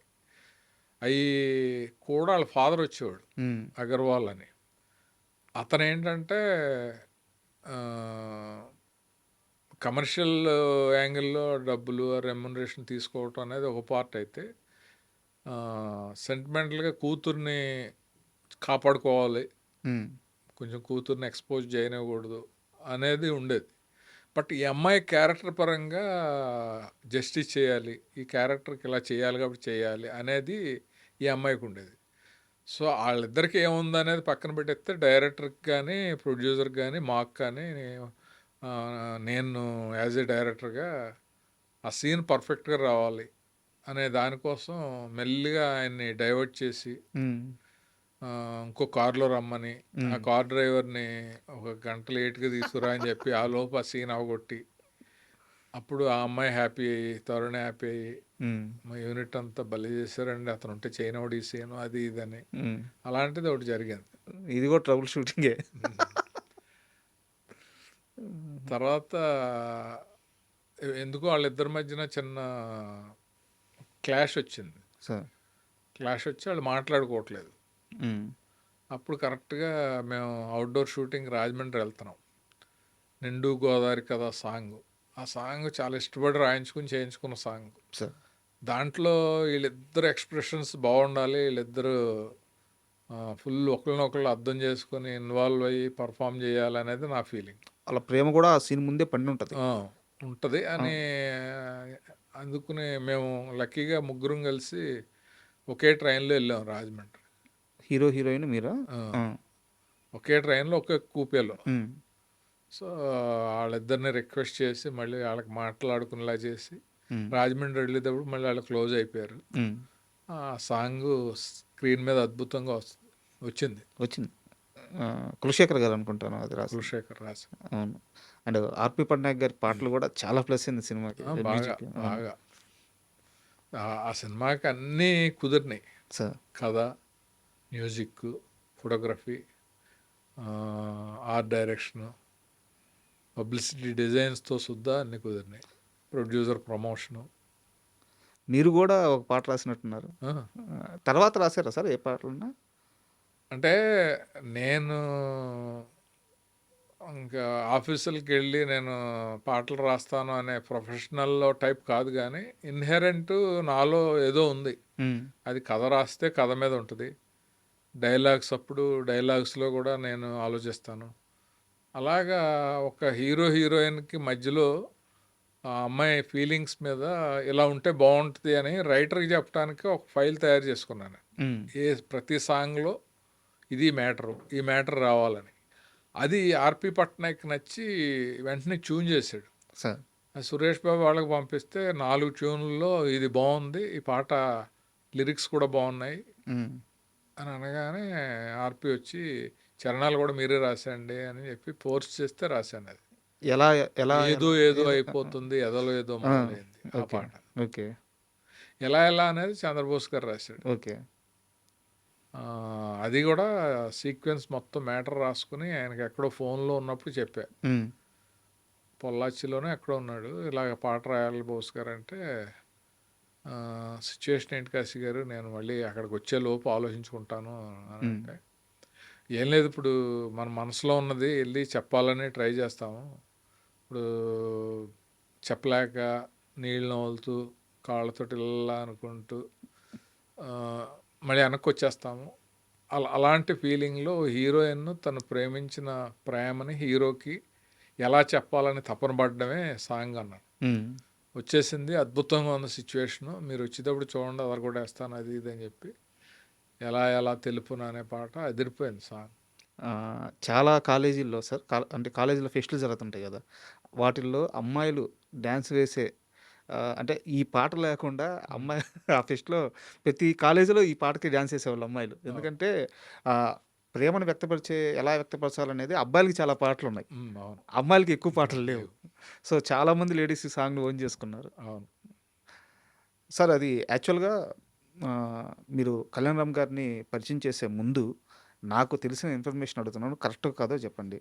హరికృష్ణ గారు మీతో చాలాసేపు కూర్చొని మాట్లాడారంట, బాబు లాంచింగ్ నీ చేతుల్లో పెడుతున్నాను, నీదే బాధ్యత, నేను నిన్ను నమ్ముతున్నాను అని చెప్పేసి చాలాసేపు మాట్లాడారంట మీతో, నిజమేనా? అంటే అలా ఏం లేదు, హరికృష్ణ గారు చాలా జోవియల్. ఇప్పుడు వాళ్ళకి ఉషా కిరణ్ బ్యానర్ ఉంది, ఉషా కిరణ్ వాళ్ళు మంచి డైరెక్టర్నే సెలెక్ట్ చేసుకుంటారు. నాకు అప్పుడు సూపర్ హిట్ ఉంది, అవును అవును, అంత డిస్కషన్ ఏం జరగలేదు. కానీ కథ చెప్పడానికి వెళ్తే అన్నీ మీరు చూసుకుంటారు కదా, ఏముంది మేము కథ డిసైడ్ చేసేది అనే ఇది ఇచ్చారు. ఆ నమ్మకం అనేది ఇప్పుడు ఒక కొత్త అబ్బాయిని పుసుక్కున అలా చేసాము అంటే గొప్ప, కానీ ఆల్రెడీ సూపర్ ఇండస్ట్రీ హిట్ ఇచ్చాము లేక నేను అప్పుడు ఆటోమేటిక్గా నమ్మకం ఉంటుంది కదా. అవును, అది నమ్మే మీ పేరు మీరు ఫైనల్ అవ్వగానే ఆయన చాలా హ్యాపీగా ఫీల్ అయ్యారు. తర్వాత ఆయనతో నా రిలేషన్ చాలా బాగుండేది. సినిమా తర్వాత కూడా చాలా కలిసాము, మా గృహ ప్రవేశానికి వచ్చాడు ఆయన. వాళ్ళ ఫ్యామిలీ బాలయ్య బాబుతో బాగా నా జర్నీ ఎక్కువ. అయ్యో, చాలా సినిమాలు చేశారు. తర్వాత రామకృష్ణ బాబు కానీ, మోహన్ కృష్ణ గారు కానీ, హరికృష్ణ గారు కానీ, వీళ్ళందరూ కూడా ఫోన్ చేస్తే ఫోన్ తీసి మాట్లాడేలాగా అంత క్లోజ్నెస్ ఉంటుంది. సార్, ఇక్కడ మీ జర్నీ కాస్త ఆపుదాము, నేను ప్రజెంట్ ట్రెండింగ్ టాపిక్స్ గురించి అడుగుతాను. ఇప్పుడు ప్రతి ఫీల్డ్లో సార్, అంటే మీడియా కానీ సాఫ్ట్వేర్ కానీ ప్రతి ఫీల్డ్లో ఏఐ అనేది చాలా ఇంపార్టెంట్ అయిపోయింది. దాని మీద అవగాహన రావడం అత్యవసరం అయిపోయింది. ఒక ఫిల్మ్ మేకర్గా మీరు చెప్పండి, ఇప్పుడున్న ఈ జనరేషన్ ఈ డైరెక్టర్స్ కానీ లేకుంటే కో డైరెక్టర్స్ కానీ ఎవరైనా మేకర్స్ ఏని ఎలా అడాప్ట్ చేసుకోవాలి, అండ్ మీరు ఎలా అప్డేట్ అయి ఉన్నారు ఏ విషయంలో? అంటే సమాజంలో అభివృద్ధి అనేది మనకు ఎలా కనపడద్దు అంటే, ఉన్న సిస్టమ్స్ని అప్డేట్ చేసుకుని ఇంకా కొత్తవి వచ్చి ఇన్నోవేట్ చేసి టెక్నాలజీని బాగా అడాప్ట్ చేసుకుని ముందుకెళ్తూ ఉంటే అది డెవలప్మెంట్ కింద కనిపిస్తుంది. సో సినిమా మేకింగ్లో కూడా ఎన్నో సిస్టమ్స్, ఎక్విప్మెంట్లో కానీ, కెమెరాల్లో కానీ, ఎడిటింగ్లో కానీ చాలా వచ్చినాయి. మనం అప్డేట్ అవుతూ వచ్చాం. తర్వాత ఫస్ట్ ఆప్టికల్ వర్క్ అనేవారు, మన ల్యాబ్లో చేసేవారు ఆప్టికల్ వర్క్ అని. దాని తర్వాత గ్రాఫిక్స్ అని వచ్చినాయి, తర్వాత విఎఫ్ఎక్స్, ఇలాగా వీటిలో అడ్వాన్స్డ్ టెక్నాలజీ అనేది ఏఐ.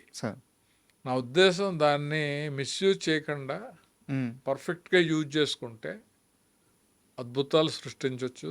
భవిష్యత్తులో అది ఏ రేంజ్కి వెళ్తుందంటే యాక్టర్సే లేకుండా మనం సినిమా తీసేయచ్చు అనే రేంజ్లో ఉంటుంది. అవునా? దానికి ఉదాహరణ నేను చెప్తాను. రీసెంట్గా తెలంగాణ కాంట్రాక్టర్స్ క్లబ్లో బ్రహ్మానందం గారిని, దాంట్లో నేను cultural committee chairman, sir. Brahmanandam గారిని సన్మానిద్దామని చెప్పి అని అంటే ఇన్వైట్ చేయడానికి వెళ్ళాం. ఆయన నిజంగా నా మీద ప్రేమతో నేను వస్తాను అని చెప్పి వచ్చాడు ఆయన. ఆయన ఒప్పుకున్న కాడి నుంచి రావడానికి మధ్యలో ఆయన చాలా హ్యాపీ చేయాలి. సన్మానం అనగానే ఉంది, షాల్వాలు కామను, దండలు కామను, గజమాలు వేస్తారు, ఏదో మైక్ దగ్గర పొగుడుతారు, ఏదో ఏవి కట్ చేస్తారు. అవన్నీ ఆయన ఇవన్నీ చూసినాయి కదా. చూసినవి పెద్ద ఆయన ఏం ఇంప్రెస్ అవుతాడు అనే యాంగిల్లో ఆలోచించి కొత్తగా చేయాలి అని చెప్పేసి తపన పడి ఒక థాట్ వస్తే ఆ థాట్ని బేస్ చేసుకుని, ఆ థాట్ ఏంటంటే స్వర్గంలో ఉన్న కమీడియన్స్ అందరూ కూడా బ్రహ్మానందం గారిని పొగుడుతూ ఆశీస్సులు ఇస్తూ విషెస్ ఉగాది శుభాకాంక్షలు చెప్పి చేస్తే అక్కడున్న జంజాల్ గారు నాకు చాలా గర్వంగా ఉందయ్యా, పాత హాస్య నటులు అందరూ కూడా నిన్ను మెచ్చుకుంటుంటే ప్రౌడ్ ఆఫ్ యూ అని చెప్పి వాళ్ళ ఆశీస్సులు గులాబీ రేకుల్లాగానో అక్షంతలాగో పైనుంచి చేస్తూ ఉంటే బ్రహ్మానందం గారి మీద పడి ఆయన దండం పెట్టుకుంటే బాగుంటుంది అనే ఐడియా వచ్చింది. వింటుంటేనే గూస్బంప్స్ వస్తున్నాయి సార్. అది చేశాను నేను ప్రాక్టికల్గా. ఏఐలో చేశారు. చేస్తే ఆ సన్మానంలో ఆయన కళ్ళ నీళ్ళు పెట్టుకుని, కాశీ నీ కష్టం కనపడుతుంది, నా మీద ఉన్న నీకు ఇష్టం కనపడుతుంది, అంత బాగా చేసావయ్యా, ఎన్నో సన్మానాలు చూశాను కానీ ఈ సన్మానంలో నేను చాలా పొందిన తృప్తి చాలా ఉందని చెప్పి ఆ రోజు చెప్పాడు. ఆ మర్నాడు ఒక అరగంట మాట్లాడి నాకు ఫోన్ చేసి చెప్పాడు. అది యూట్యూబ్లో ఉంది, ఎవరైనా చూడొచ్చు. అంటే కాశీ విశ్వనాథ్ బ్రహ్మానందం గారిని విష్ చేయడానికి కోరిక మేరకు వచ్చిన సెలబ్రిటీస్ అని ఉంటుంది. అంటే ఎట్టాగో టాపిక్ వచ్చింది కాబట్టి నేను కంటిన్యూ చేస్తున్నాను సార్. ఇన్ని సంవత్సరాల నుంచి ఇండస్ట్రీలో ఉన్నారు, మీ ట్రావెలింగ్లో మీరు చేయాల్సిన 100% ఫుల్ఫిల్ చేశారు, అప్డేట్ అవుతున్నారు, పోతూ ఉన్నారు. ఇంత అప్డేట్ అవుతున్నారు కదా మీరు, నేను ఓపెన్గా అడుగుతున్నాను, ఇప్పుడు వస్తున్న యంగ్ డైరెక్టర్స్లో అద్భుతాలు చేసేవాళ్ళు కొంతమంది ఉన్నారు, బట్ చాలామందికి ఆల్ ఆఫ్ సడన్గా ఛాన్స్ వస్తుంది, ఫిలిం మేకింగ్ మీద పట్టు దొరకట్లేదు, సగం సినిమా అయిపోయిన తర్వాత సినిమా ఆగిపోతుంది. అంటే రోజు ప్రెస్ మీట్లకు వెళ్తా చూస్తున్నాను, నాకు తెలిసి మీరు చూస్తుంటారు. ఇలా ఛాన్స్ వచ్చేసిందని చెప్పి స్కిల్ లేకుండా సినిమా స్టార్ట్ చేసే డైరెక్టర్లో ఉన్నారు. సో ఈ ఫిల్టర్ ఎలా జరగాలి, గుడ్ బ్యాడ్, ఈ ఫిల్టర్ ఎలా జరగాలంటారు? అంతకుముందు మీరు చెప్పినట్టు మీరు 15 ఏళ్ళు చేసేవాళ్ళు, ఇంక ఫిల్టర్ అదే, ఆ ప్రాసెస్సే ఫిల్టర్, బట్ ఇప్పుడు ఆ ఫిల్టర్ లేకుండా పోయింది. అంటే ఏం లేదు, డబ్బు ఉంటే ఎవరైనా సినిమా తీసేయచ్చు. నేనే డైరెక్టర్, నేనే మ్యూజిక్ డైరెక్టర్, నా టేస్ట్ ప్రకారం నేనే ఎడిటర్ అనే పేర్లు వేసేసుకుని చేసేసే అవకాశం ఉంది. ఇక్కడ డబ్బే ఉండాలి, డబ్బన్నా ఉండాలి, లేకపోతే డబ్బున్నవాడు ఇతని మాటలకు పడిపోయన్నా ఉండాలి. ఈ రెండిట్ల వల్లే అవగాహన లేని డైరెక్టర్స్ తోటి సినిమాలు వస్తున్నాయి. ఫెయిల్యూర్ రేట్ కూడా పెరుగుతుంది. కరెక్ట్. ఇప్పుడు డైరెక్టర్ అంటే ఎవరు? ఒక అల్లుళ్ళు అంటాడు, సబ్జెక్ట్ కూతురు లాంటిది నిర్మాతకి.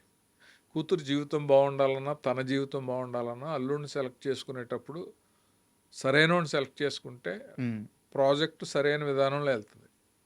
ఒక రాంగ్ పర్సన్ను, అవగాహన లేని పర్సన్ను చేసుకుంటే బడ్జెట్ పెరిగిపోద్ది, సినిమా ఆడదు, తీసేసిన సినిమాని చూసి ఏముంది దీంట్లో, అసలు ఫీల్ అవటానికి ఏమి లేదు, ఇన్వాల్వ్మెంట్ లేదు, ఇలాంటివన్నీ వస్తాయి. సో అందువల్ల ఏంటంటే ప్రొడ్యూసర్సు అంటే చాలామంది స్మార్ట్గా బిహేవ్ చేస్తున్నారు, కొత్త ప్రొడ్యూసర్సు మాటల్లో పడిపోతున్నారు. ఒకటి మా వాక్చాతుర్యానికి పడుతున్నారు, రెండు వాళ్ళు చీటింగ్కి పడుతున్నారు.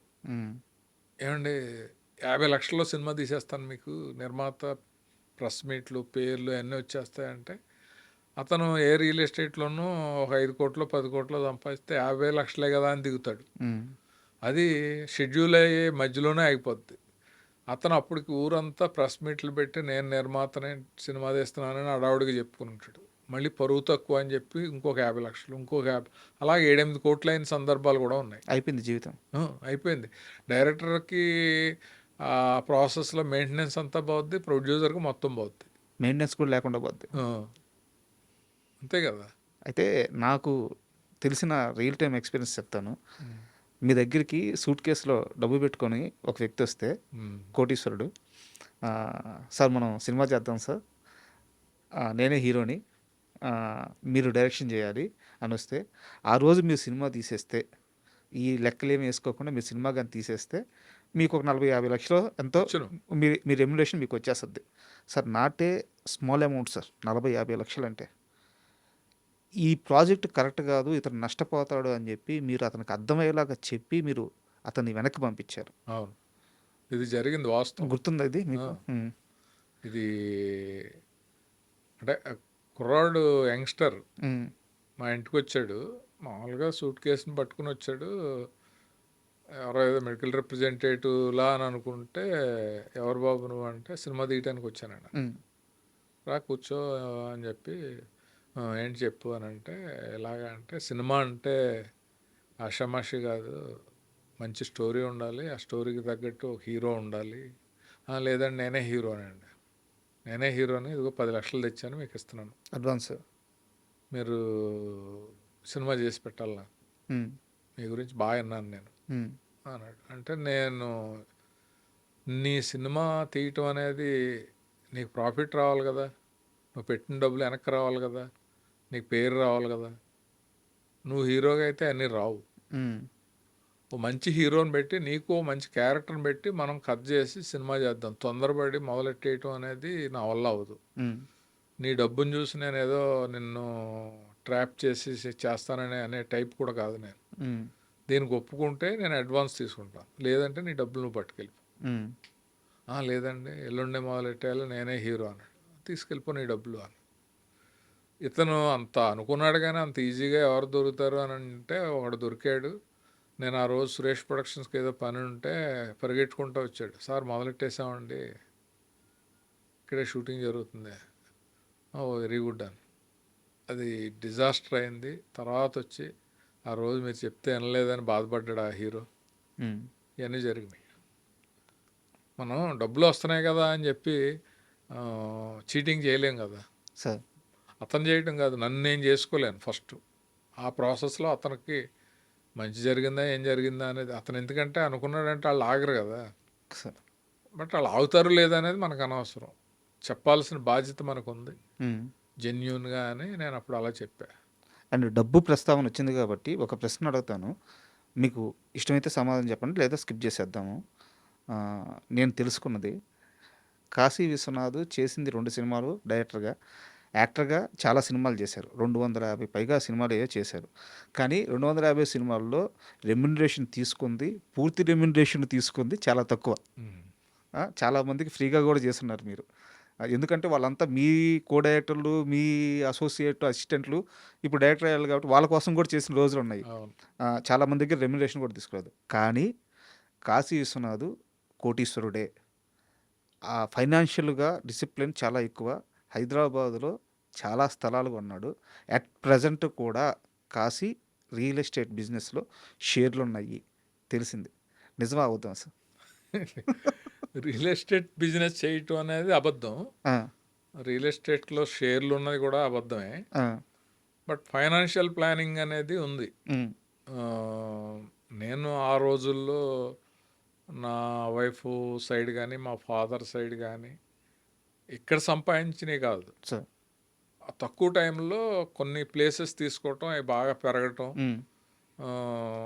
ఆ టైంలో చాలా 100 రూపాయలు పెట్టుంటే ఇప్పుడు 1,00,000 రూపాయలు అయిపోవటం అన్న టైప్లో అప్పుడు ఇన్వెస్ట్ చేసాం. అది కూడా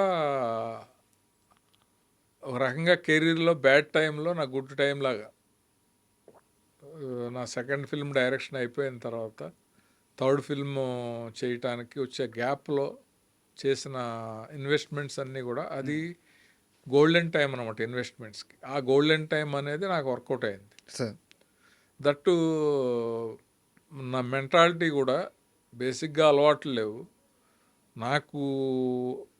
నాకున్న అలవాట్లలో అది వీక్నెస్సా లేకపోతే అలవాటా అని చెప్తే చారిటీస్ చాలా బాగా చేస్తాను నేను. కరెక్ట్ సార్, విన్నాను. నేను చాలామందికి కనపడినే 90% ఉంటాయి, కనిపించే ఒక 10% ఉంటాయి.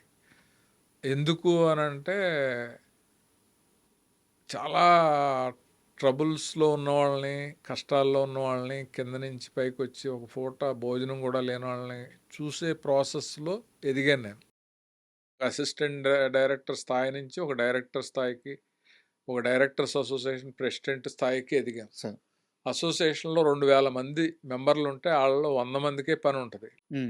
మిగతా 1900 మంది ఎలా సర్వైవ్ అవుతారు, ఏంటి అనేటప్పుడు ఆళ్ళ కష్టాలు, వాళ్ళ బాధలన్నీ తెలిసి మొత్తం మన ఫ్యామిలీ ఎఫెక్ట్ అయ్యేలాగా లేకపోతే మనం కింద పడిపోయేలా కాదు గానీ, మన జేబులో ఒక రూపాయి ఉందంటే ఈజీగా ఒక పావలాయో, 30 పైసలో ఎదుటోడికి సాయం చేస్తే మనమేం పడిపోం గదా అనే ఒక ధోరణితోటి నేను చాలా అయన్నీ చేస్తాను. చాలా మంది అసిస్టెంట్ డైరెక్టర్‌లకి హెల్ప్ చేస్తాడు కాశీ ఆ! అని చెప్పి ఆ చెప్పారు సార్. ప్రాసెస్‌లోనే ఇందాక మీరన్నదానికి కొన్ని సినిమాలకి డబ్బులు తీసుకోకుండా చేసిన సినిమాలున్నాయి. హ్మ్. కొన్ని ఎగ్గొట్టినయి ఉన్నాయి. హ్మ్. ఆ డబ్బుల సైడ్ మనం అంత ప్రెజర్ చేసి అంటే దేవుడు మనకేదో డైరెక్షన్ చేద్దామని వస్తే యాక్టింగ్ అవకాశం ఇచ్చాడు. యాక్టర్ అయ్యాము. హ్మ్. అసలు ప్రయత్నం చేయకుండానే 250 సినిమాలనేది చిన్న విషయం కాదు. ఒక 15 ఏళ్ల కెరియర్‌లో మనం మన డిపార్ట్మెంట్‌లో ఉన్న వాళ్ళకి హెల్ప్ చేసే అవకాశంగా కూడా అనుకుని హ్మ్. ఏ డైరెక్టర్ అయినా సరే వచ్చి సార్ ఇది నా ఫస్ట్ ఛాన్స్ మీరు నాకు చేసి పెట్టాలి హ్మ్. అని అన్నప్పుడు తగ్గించినవి ఉన్నాయి. అసలు లేకుండా చేసినవి ఉన్నాయి. ఇంకోటి కూడా చెప్పారు సార్. ఆ! షూటింగ్ అంతా అయిపోయిన తర్వాత డబ్బింగ్‌కెళ్ళే ముందు గూడా ఆ! ముందు సినిమా రిలీజ్ చెయ్యి. నీకేమన్నా మిగిలితే ఇవ్వు లేకుంటే లేదని చెప్పిన ఆ! కూడా అది సందర్భాలు అది ఉన్నాయి. కూడా జరిగినాయి. ఆ! అది మామూలుగా అది చిన్న కో డైరెక్టర్‌గా ఉండగానే జరిగింది నాకు. ఆ!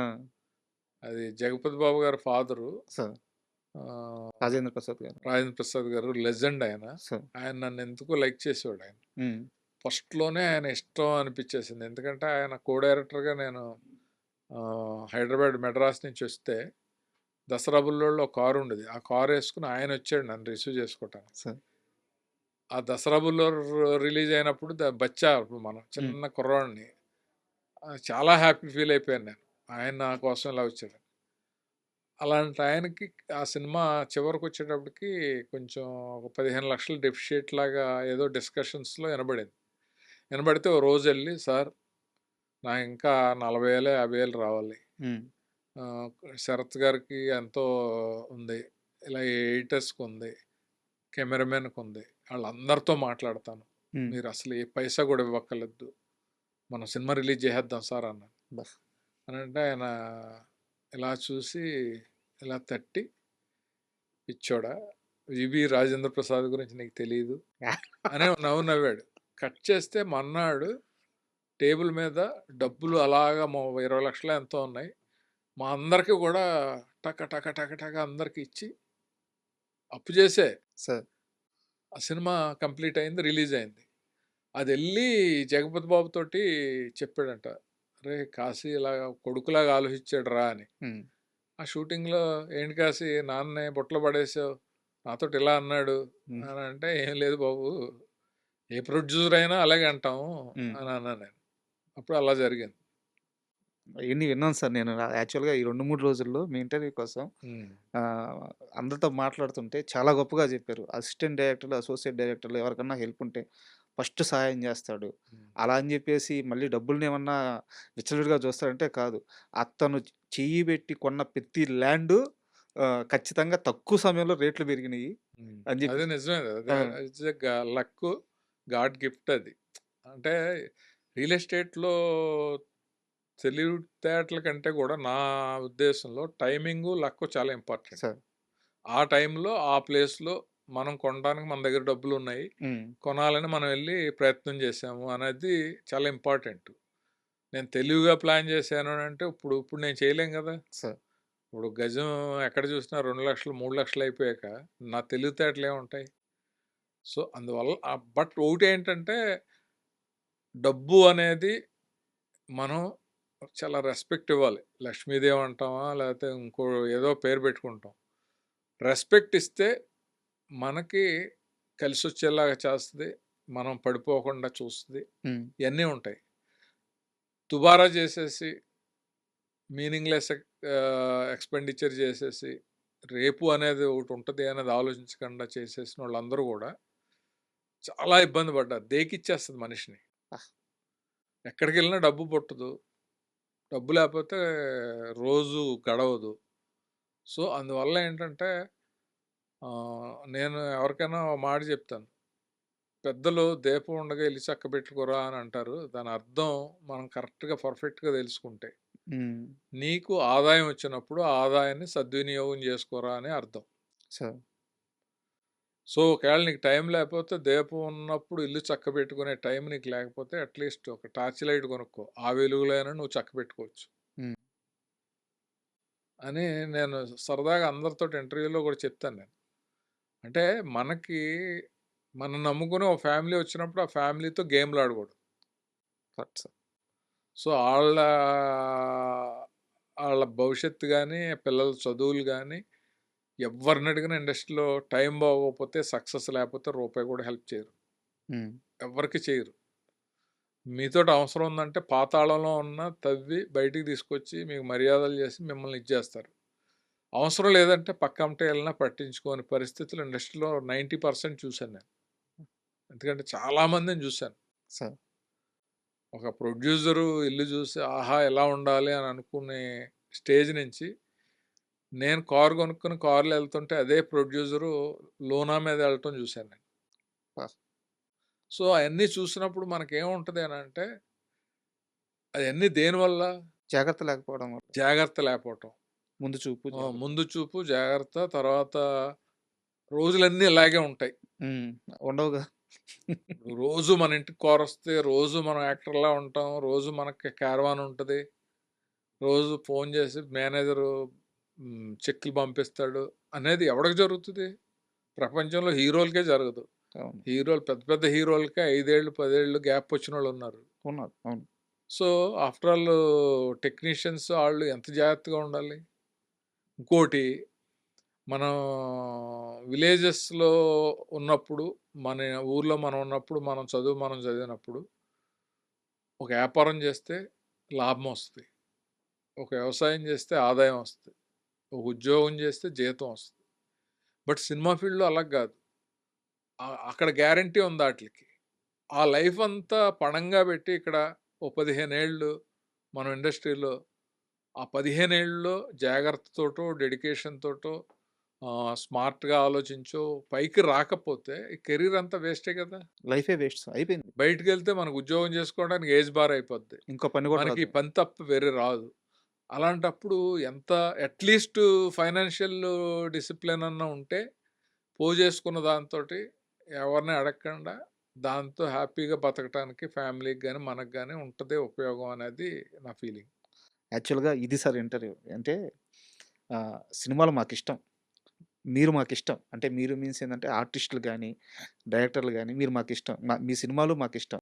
సినిమాలంటే ప్రాణం. కాకపోతే ఇవి ఎంటర్‌టైన్‌మెంట్. ఇప్పుడు మీలాంటి పెద్దలొచ్చి ఇప్పుడు మీరు చెప్పారు చూడు డబ్బు గురించి ఒక మాట చెప్పారు చూడండి. అది ఇంటర్వ్యూ. అది కావాలి జనాలకి. ఎందుకంటే ఒక్కడు మారినా చాలు కదా సార్. అంతే కదా! సొసైటీలో ఇప్పుడు ఇంటర్వ్యూస్ చూసి హ్మ్, 'ఆర్తి అగర్వాల్, తరుణ్ మధ్యన ఏముంది? ఆళ్ళిద్దరూ లవ్ చేసుకున్నారన్నారా? అని ఎవరు చూస్తారు? ఎవరు పని పాట లేనోళ్ళు చూస్తారు. దేనికి? ఆటిల వల్ల ఉపయోగం తక్కువ ఉంటది. అదే సినిమాలో లైఫ్ గురించో ఇంకోటో ఇప్పుడు మనిషి ఎక్స్‌పీరియన్స్‌లో ఉండే మంచి చెడ్డలే కదా ఉపయోగపడేది సొసైటీకి గాని, యూత్‌కి గాని. సార్. ఆటిల్ని గ్రాస్ప్ చేసి అయి ప్రొజెక్ట్ చేసేలా ఇంటర్వ్యూలుంటే డెఫినిట్‌గా చూసినోళ్ళు గాని, మీకు మళ్ళీ ఫోన్‌లు చేసి భలే చేశారు ఇంటర్వ్యూ అని అనేలాగా ఉంటది. నాకు భలే చెప్పావు అనేలా ఉంటది. ఓ తృప్తి ఉంటది. Correct sir. అండ్ ఒక చిన్న సరదా మూమెంట్ అడుగుతాను. అది నిజమో కాదో నాకు తెలీదు గానీ చెప్పారు. వెంకటేష్ గారు షాట్‌కెళ్ళే ముందు ఆయనకి మిర్రర్‌లో చూసుకుంటూ యాక్ట్ జేసుకోవడం అలవాటంట. అయితే చాలా తక్కువ మందిని మాత్రమే ఆ స్పేస్‌లోకి రానిస్తారంట. దాంట్లో అవును. కాశీ ఉంటారు. హ్మ్. కాశీ పక్కనుంటే వెంకటేష్ చాలా కంఫర్ట్‌గా ఉంటారు అని చెప్పారు. ఆయన ఆ ప్రిపరేషన్ ఎలా ఉంటది సార్ వెంకటేష్ గారిది షాట్‌కెళ్ళే ముందు? అంటే అది జనరల్‌గా భుజం మీద చేయేసి హ్మ్. ఆయనైనా బాలకృష్ణ గారైనా సరే బాగా క్లోజు. హ్మ్. సీను చెప్పమన్నప్పుడు, "ఆ! చెప్పమ్మా సీను" అని చెప్పి నేను చెప్తూ ఉంటే ఆళ్ళని హ్మ్. మళ్ళీ ఇంకోసారి మర్చిపోతే మళ్ళీ అందించి అలాగనేది జరుగుతూ ఉంటది. అది ప్రతి సినిమాకి, ప్రతి అసోసియేట్ తోటి హీరోలకి అవసరం గాబట్టి బాగా కంఫర్ట్ ఉన్న వాళ్ళని తీసుకెళ్తారు. హ్మ్. వెంకటేష్ గారు 'కలిసుందాం రా'లో ఫోటోస్ అన్నీ తీసుకెళ్తా ఉంటే కిందడిపోతాయి. హ్మ్. అవి చూస్తూ ఉంటే ఆ పిన్ని, అత్తాళ్ళ మూమెంట్స్ అన్నీ ఉంటాయి. ఆ సీన్ చాలా బావుంటది. "ఏంటి ఇన్ని ఫోటోలు తీసావా నువ్వు? భలే తీసావే" అని అడిగితే, "అవును. రేపు మేము మా ఊరు వెళ్ళిపోతాం కదా! మళ్ళీ తాతయ్య వాళ్ళు పిలిస్తేనే కదా మేము అవును. ఇక్కడికొచ్చేది. ఆడికి వెళ్ళిన తర్వాత నేను ఉద్యోగానికి వెళ్తే, పిన్ని నేను ఇలా ఉద్యోగానికి వెళ్తాను విష్ చేయని ఆ ఫోటోకి దండం పెట్టుకోవచ్చు. మామయ్య ఇలా ఇలా ఆ సీను ఎక్స్ట్రాడినరీ సీన్. అది మేమిద్దరం కలిసి కూర్చొని కోఆర్డినేట్ చేసుకుని నా భుజం మీద చేసి ఆయన ప్రాక్టీస్ చేస్తున్న విధానం హ్మ్. ఎక్సలెంట్. ఆ సినిమాలో కూడా కళ్ళంట నీళ్ళు పెట్టేస్తుంది. చాలా బావుంటది సార్ సీన్ అది. అదే సీను నాకు పర్సనల్‌గా కూడా ఉపయోగపడింది. ఓకే. 'నచ్చావులే'లో మొత్తం నేను యాక్టర్ అయిన తర్వాత ఫస్ట్ టైము కామెడీ సీన్స్, మామూలు అన్ని సీన్స్ అన్నీ అయిపోతున్నాయి. బట్ వైఫ్ చనిపోయేటప్పుడు కళ్ళమ్మ నీళ్ళు తెప్పించేలాగా ఒక పెద్ద సీన్ ప్లాన్ చేశాడు రవి. హ్మ్. నిన్ను టేకెన్ ఫర్ గ్రాంటెడ్ లాగా చూశాను నేను. తలనొప్పి, తలనొప్పి అంటే నేను పట్టించుకోలేదు. ఒక అమృతాంజనం సీసా కూడా తీసుకురాలేదు. కానీ క్యాన్సర్ వచ్చి నువ్వు చనిపోతున్నావు. ఇప్పుడు నేను ఎలాగా నా కొడుకుని ఎలా అనే గుర్తుంది సార్ సీన్. సిచ్యువేషన్‌లో అవును. ఆ సీన్ చేసేటప్పుడు నాకు ఎలాగ యాక్టర్ కాదు నేను. డైరెక్టర్ మనోడు యాక్టర్ చేసాడు నమ్మకంతోటి. ఇప్పుడు వరకు ఫన్నీ సీన్స్ అన్నీ బాగానే వచ్చినాయి. ఈ సీన్ ఎలాగా అనుకుంటే ఓ రోజు ప్లాన్ చేశాడు. ఆ రోజు "వద్దు రవి రేపు పెట్టొచ్చు కదా" అని అంటే, "లేదు లేదు నువ్వు చేసేస్తావు, నువ్వు చేసేస్తావు" అన్నాడు. హ్మ్. నేను పక్కకెళ్ళి సీన్ ప్రాక్టీస్ చేయకుండా దేవుళ్ళందరికీ దండం పెట్టుకుని ఈరోజు ఎలాగైనా క్యాన్సిల్ అయితే బాగుండని చెప్పి అనుకున్నాను. షూటు. నేను అనుకోవటం దేవుడు చేశాడు, ఆవిడ చేశాడు. అది ఒక ట్యూబ్ లైట్ల మీద ప్యాన్ చేసి ఆ కారిడార్‌లో టేబుల్ అక్కడ బెంచ్ ఉంటే దాని మీద కూర్చొని ఉంటాను. పక్కన తనీష్ ఉంటాడు. ఆ ట్యూబ్ లైట్లు వరుసగా 3 ఎన్నో పేలిపోయినాయి. హ్మ్. పేలిపోతే ఎక్కడో రామోజీ ఫిల్మ్ సిటీ అమీర్పేట వెళ్ళి రావాలి టైం లేదా. సరే అయితే ప్యాకప్ రేపు చేసుకుందాం అన్నాడు. అప్పుడు నేను రూమ్‌కి వెళ్ళిపోయి మీకు గ్యాప్ దొరికింది. గ్యాప్ దొరికింది. నేను తారాలోనో రూమ్ ఏమని నేను ఇప్పుడు సిటీ రాను ఇక్కడే ఉంటానని చెప్పి ఆ రోజు 1 గంట వరకు ఈ సీన్ ఎలా చేయాలి ఎలా చేయాలని చెప్పి అప్పుడు నాకు వెంకటేష్ బాబు తను ప్రాక్టీస్ చేసిన విధానం నా భుజం మీద చేసి నాకు చెప్పటం ఆ చెప్పేటప్పుడే కళ్ళం నీళ్ళు రావటం అది కరెక్ట్ ఎమోషను దాన్ని పట్టుకుని చేద్దామని చెప్పి హ్మ్. ప్రిపేర్ అయిపోయి మర్నాడు షూటింగ్కి వెళ్ళి టేక్ 1లో ఓకే చేసి ఆ మానిటర్ దగ్గర చూసే వాళ్ళందరూ కళ్ళం నీళ్ళు వచ్చి ఆ రవిబాబు కూడా చంపేసావు కాసి అదరగొడేసావు నువ్వు మామూలుగా అని అనేసి వెళ్ళిపోయాడు. సో ఆ రేంజ్లో నాకు అది ఉపయోగపడింది. ఆ సినిమా చూసాక కూడా నచ్చావులేలో నవ్విచ్చాడు, ఏడిపించాడు, అన్ని ఎమోషన్స్ పండించాడు అనే పేరు రావటానికి కూడా కారణం. Correct sir. నాకు ఆ సీన్ అంతా గుర్తుంది. ఉమ్, అంటే ఆహ్, బయట అలాంటి క్యారెక్టర్‌లు చాలా ఉంటాయి సార్ బయట. అవును భార్యని అంటే వాళ్ళేదో ఇబ్బంది పెట్టాలని గాదు. భార్యని ఒక గ్రాంటెడ్‌గా తీసేసుకోవడమే. అవును నా మనిషి. నేనేం జెప్పినా జేస్తది. నా కోసం ఏమన్నా జేస్తది. అదే ఎంత మంచి రవిబాబు ఎంత మంచి సీన్ డిజైన్ చేశాడంటే దాంట్లో చాకలోడు బట్టల మూటలు తీసుకొస్తే చాకలి ఆ మూటలన్నీ ఓ దాని మీద పెట్టుకుని ఒకటి వెళ్తూ ఉంటుంది. వెళ్తూ ఉంటే అది ఆ బ్యాలెన్స్ తప్పి మూట కింద పడిపోద్ది. అర్రె చూసుకోవా అని చెప్పి నేను మూట తీసుకెళ్ళి ఆ పైన పెడతాను కానీ ఒక 2 మూటలు నేను మోసుకుని లోపలికి తీసుకెళ్ళటం చేయను. అవును. సో అంత టేకెన్ ఫర్ గ్రాంటెడ్ అంటారు అలాగా చూశాను నేను. నీకు ఏ హెల్ప్ చేయలేకపోయాను అని బాధపడే సీక్వెన్స్‌గా అన్నీ కూడా చాలా బాగా 'కాశీ విశ్వనాథ్‌కి' రవిబాబు మంచి జేశాడా? చెడు జేశాడా? మీ జీవితంలో ఆయన రోల్ ఏంటి? కాశీ విశ్వనాథ్‌కి మంచి చేశాడా? చెడు చేశాడా? అనంటే మంచే చేశాడు. హ్మ్. అంటే ఒక నాలో ఉన్న యాంగిల్ నాకే తెలియని ఒక కోణాన్ని బయటికి తీసుకొచ్చి, నేను ప్రొఫెషనల్‌గా నటుడిని అవ్వాలి అని అవుతానని నమ్మి, నాకు వేషం ఇచ్చి, నన్ను నేను ప్రూవ్ చేసుకునేలాగా. అంటే నటుడవటం అనేది పూర్వజన్మ సుకృతం. బాలకృష్ణ గారు చెప్పాడు. హ్మ్. ఆయన నాకు ఆహ్, ఫస్ట్ షూటింగ్‌లో నువ్వు డైరెక్షను అది ఇది అని చెప్పి దీన్ని నెగ్లెక్ట్ చేయకు. నీకు అవకాశాలు వచ్చినంత కాలం ఇది చేస్తా ఉండు. నటన అనేది పూర్వజన్మ సుకృతం. చాలామంది ఆల్బమ్‌లు పట్టుకొని ఎళ్లి ట్రై చేస్తారు. ఆళ్ళకి రాదు. నువ్వు అసలు ఏ విధమైన ట్రయల్స్ చేయకుండా నీకు ఇన్ని క్యారెక్టర్‌లు వచ్చినియి. ఇంత పేరొచ్చింది. ఇంత సెలబ్రిటీ హోదా వచ్చింది అని అన్నప్పుడు అన్నిట్లికి కారణం రవిబాబే. హ్మ్. అతను ఆహ్, ఏ యాంగిల్‌లో అంటే మేమిద్దరం కొలీగ్స్ లాగా నేను 'నువ్వు లేక నేను లేను', అతను 'అల్లరి' అనే సినిమాకి 'సురేష్‌లో' ట్రై చేసేటప్పుడు నన్ను అబ్జర్వ్ చేశాడంట. ఓకే. నన్ను అడిగిన విధానంలో కూడా ఒకటి నచ్చింది నాకు అతనిలో. క్యారెక్టర్స్‌కి ఆల్టర్‌నేటివ్‌లు రాసుకుంటాం గదా! నీ క్యారెక్టర్‌కి అసలు ఆల్టర్‌నేటివే రాయలేదు. హ్మ్. నువ్వే ఉండాలని అనుకున్నాము అని అన్నప్పుడు, అప్పుడు నేను ఇంట్లో వాళ్ళని కూడా ఒప్పించి ఫస్ట్ మా ఇంట్లో వద్దన్నారు. సార్. డైరెక్షన్ అని వెళ్ళి ఇటెళ్ళి అటు ఇటు కాకుండా అయిపోద్దేమో అని కంగారు పడ్డాను. లేదు తను మనల్ని నమ్ముతున్నాడు కదా చేద్దాం అని చెప్పి అలా చేసాం. కానీ డిఫరెంట్ మేకర్ కదా సార్ రవిబాబు గారు. 100% డిఫరెంట్ మేకరు. కాంప్రమైజ్ అవ్వడు. తన ఆలోచనలన్నీ కూడా తను అనుకున్నట్టుగా సక్సెస్ చేసాడు కదా చాలా అవును. అవును. సినిమాలు. అవును. బట్ అంటే ఏదో వెళ్తుంటది సార్. అంటే ఇప్పుడు క్లాస్ టాపర్ ఉంటాడు. ఆడికి 100కి 95 వచ్చినా సరే క్లాస్ టీచర్స్ ఉంటారు గదా! "అరే! ఇంకొక 2 మార్కులు వచ్చుంటే బాగుండేదిరా నీకు" అట్లుంటది గదా! ఉమ్, రవిబాబు గారి విషయంలో ఆ ఒక అసంతృప్తి అలా ఉండిపోయింది సార్. ఎందుకంటే ఆ 'అల్లరి' సినిమా చూసినప్పుడు దాంట్లో బ్యాక్‌గ్రౌండ్‌లో కలర్స్ ఉంటాయి. ఉమ్, ఫ్రేమ్‌కు తగ్గట్టు ఆ కలరింగ్ గాని, ఇప్పుడు 'నచ్చేవాలే' చూసినప్పుడు ఆ యూనిక్ కామెడీ సెన్స్ అంటే అదేదో అబ్యూజ్ కామెడీ ఉండదు. బాడీ షేమింగ్ కామెడీ ఉండదు. అమాయకత్వం ఆ హీరో అమాయకత్వం, మీ క్యారెక్టర్ పైనున్న యాపిల్‌ని పైన యాపిల్ అంటే కిందున్న యాపిల్‌ని కింద యాపిలే కదా అనేది. ఉమ్. చిన్న పిల్లలు మాట్లాడుకునే కామెడీ. అట్లా అదే ట్రెండ్ సెట్టింగ్ డైలాగ్ అయిపోయింది. ఎక్కడికి వెళ్ళినా నన్ను దాని గురించే మాట్లాడతారు పిల్లలు ఎవరైనా. ఆ! పైనాపిల్ కింద యాపిల్ అని. ఆ! అలాంటి ఒక మేకర్ నుంచి ఇంకా ఎక్కువ సినిమాలొచ్చుంటే బాగుండేదని ఒక అసంతృప్తి ఉండిపోయింది సార్. అంటే ఏదైనా సరే అంటే బయటోళ్ళు యాంగిల్ వేరు. చేసేవాళ్ళ యాంగిల్ వేరు. సార్. తనకి కెపాసిటీకి తగ్గట్టు తనకి ఉన్న అవైలబిలిటీలో తనకున్న నిర్మాతల్ని దృష్టిలో పెట్టుకుని తన ఐడియాలజీ, తన మెంటాలిటీ ఇయన్నిటిని బేస్ చేసుకునే తన కెరీర్ పెట్టుకుంటాడు. హ్మ్. ఇప్పుడు తను పెద్ద హీరోలతోటి మాస్ సినిమాలు తీయాలంటే అవకాశాలు ఈజీ. వాళ్ళ హ్మ్. ఫాదరు రామారావు గారితో ఉన్నాడు. బాలయ్య బాబు నాకు తెలిసి నాకెందుకు కథ రాయవు అని అడుగుతూ ఉంటాడు. అబ్బా! రవిబాబు గారు. బోల్డ్ సార్లు అడిగాడు. ఆ! అన్నీ ఉండి కూడా తనేంటంటే సెట్లో తనేమనుకుంటే అలాగా ఒక డిక్టేటర్లా ఉంటాడు. హ్మ్. అలా ఉండాలి అంటే మేకర్స్ తోటి కానీ స్టార్స్తో కానీ కుదరదు. సార్. బట్ ఆ స్టైల్‌లో నేను చేయలేను కాబట్టి అతను వద్దనుకుంటాడు. హ్మ్. ఇప్పుడున్న స్టైల్‌లో అతను చేసుకుంటున్నాడు కాబట్టి చేసుకుంటున్నాడు. ఏదైనా సాటిస్ఫాక్షనే కదా! ఇందాక మీరు మాట్లాడుతూ బాలకృష్ణ గారు నాతో ఇలా చెప్పారండి. ఇలా మీ ఎక్స్‌పీరియన్స్ షేర్ చేసుకున్నారు బాలకృష్ణ గారితో. అండ్ మీకు మంచి ర్యాపో ఉంది. ఆ!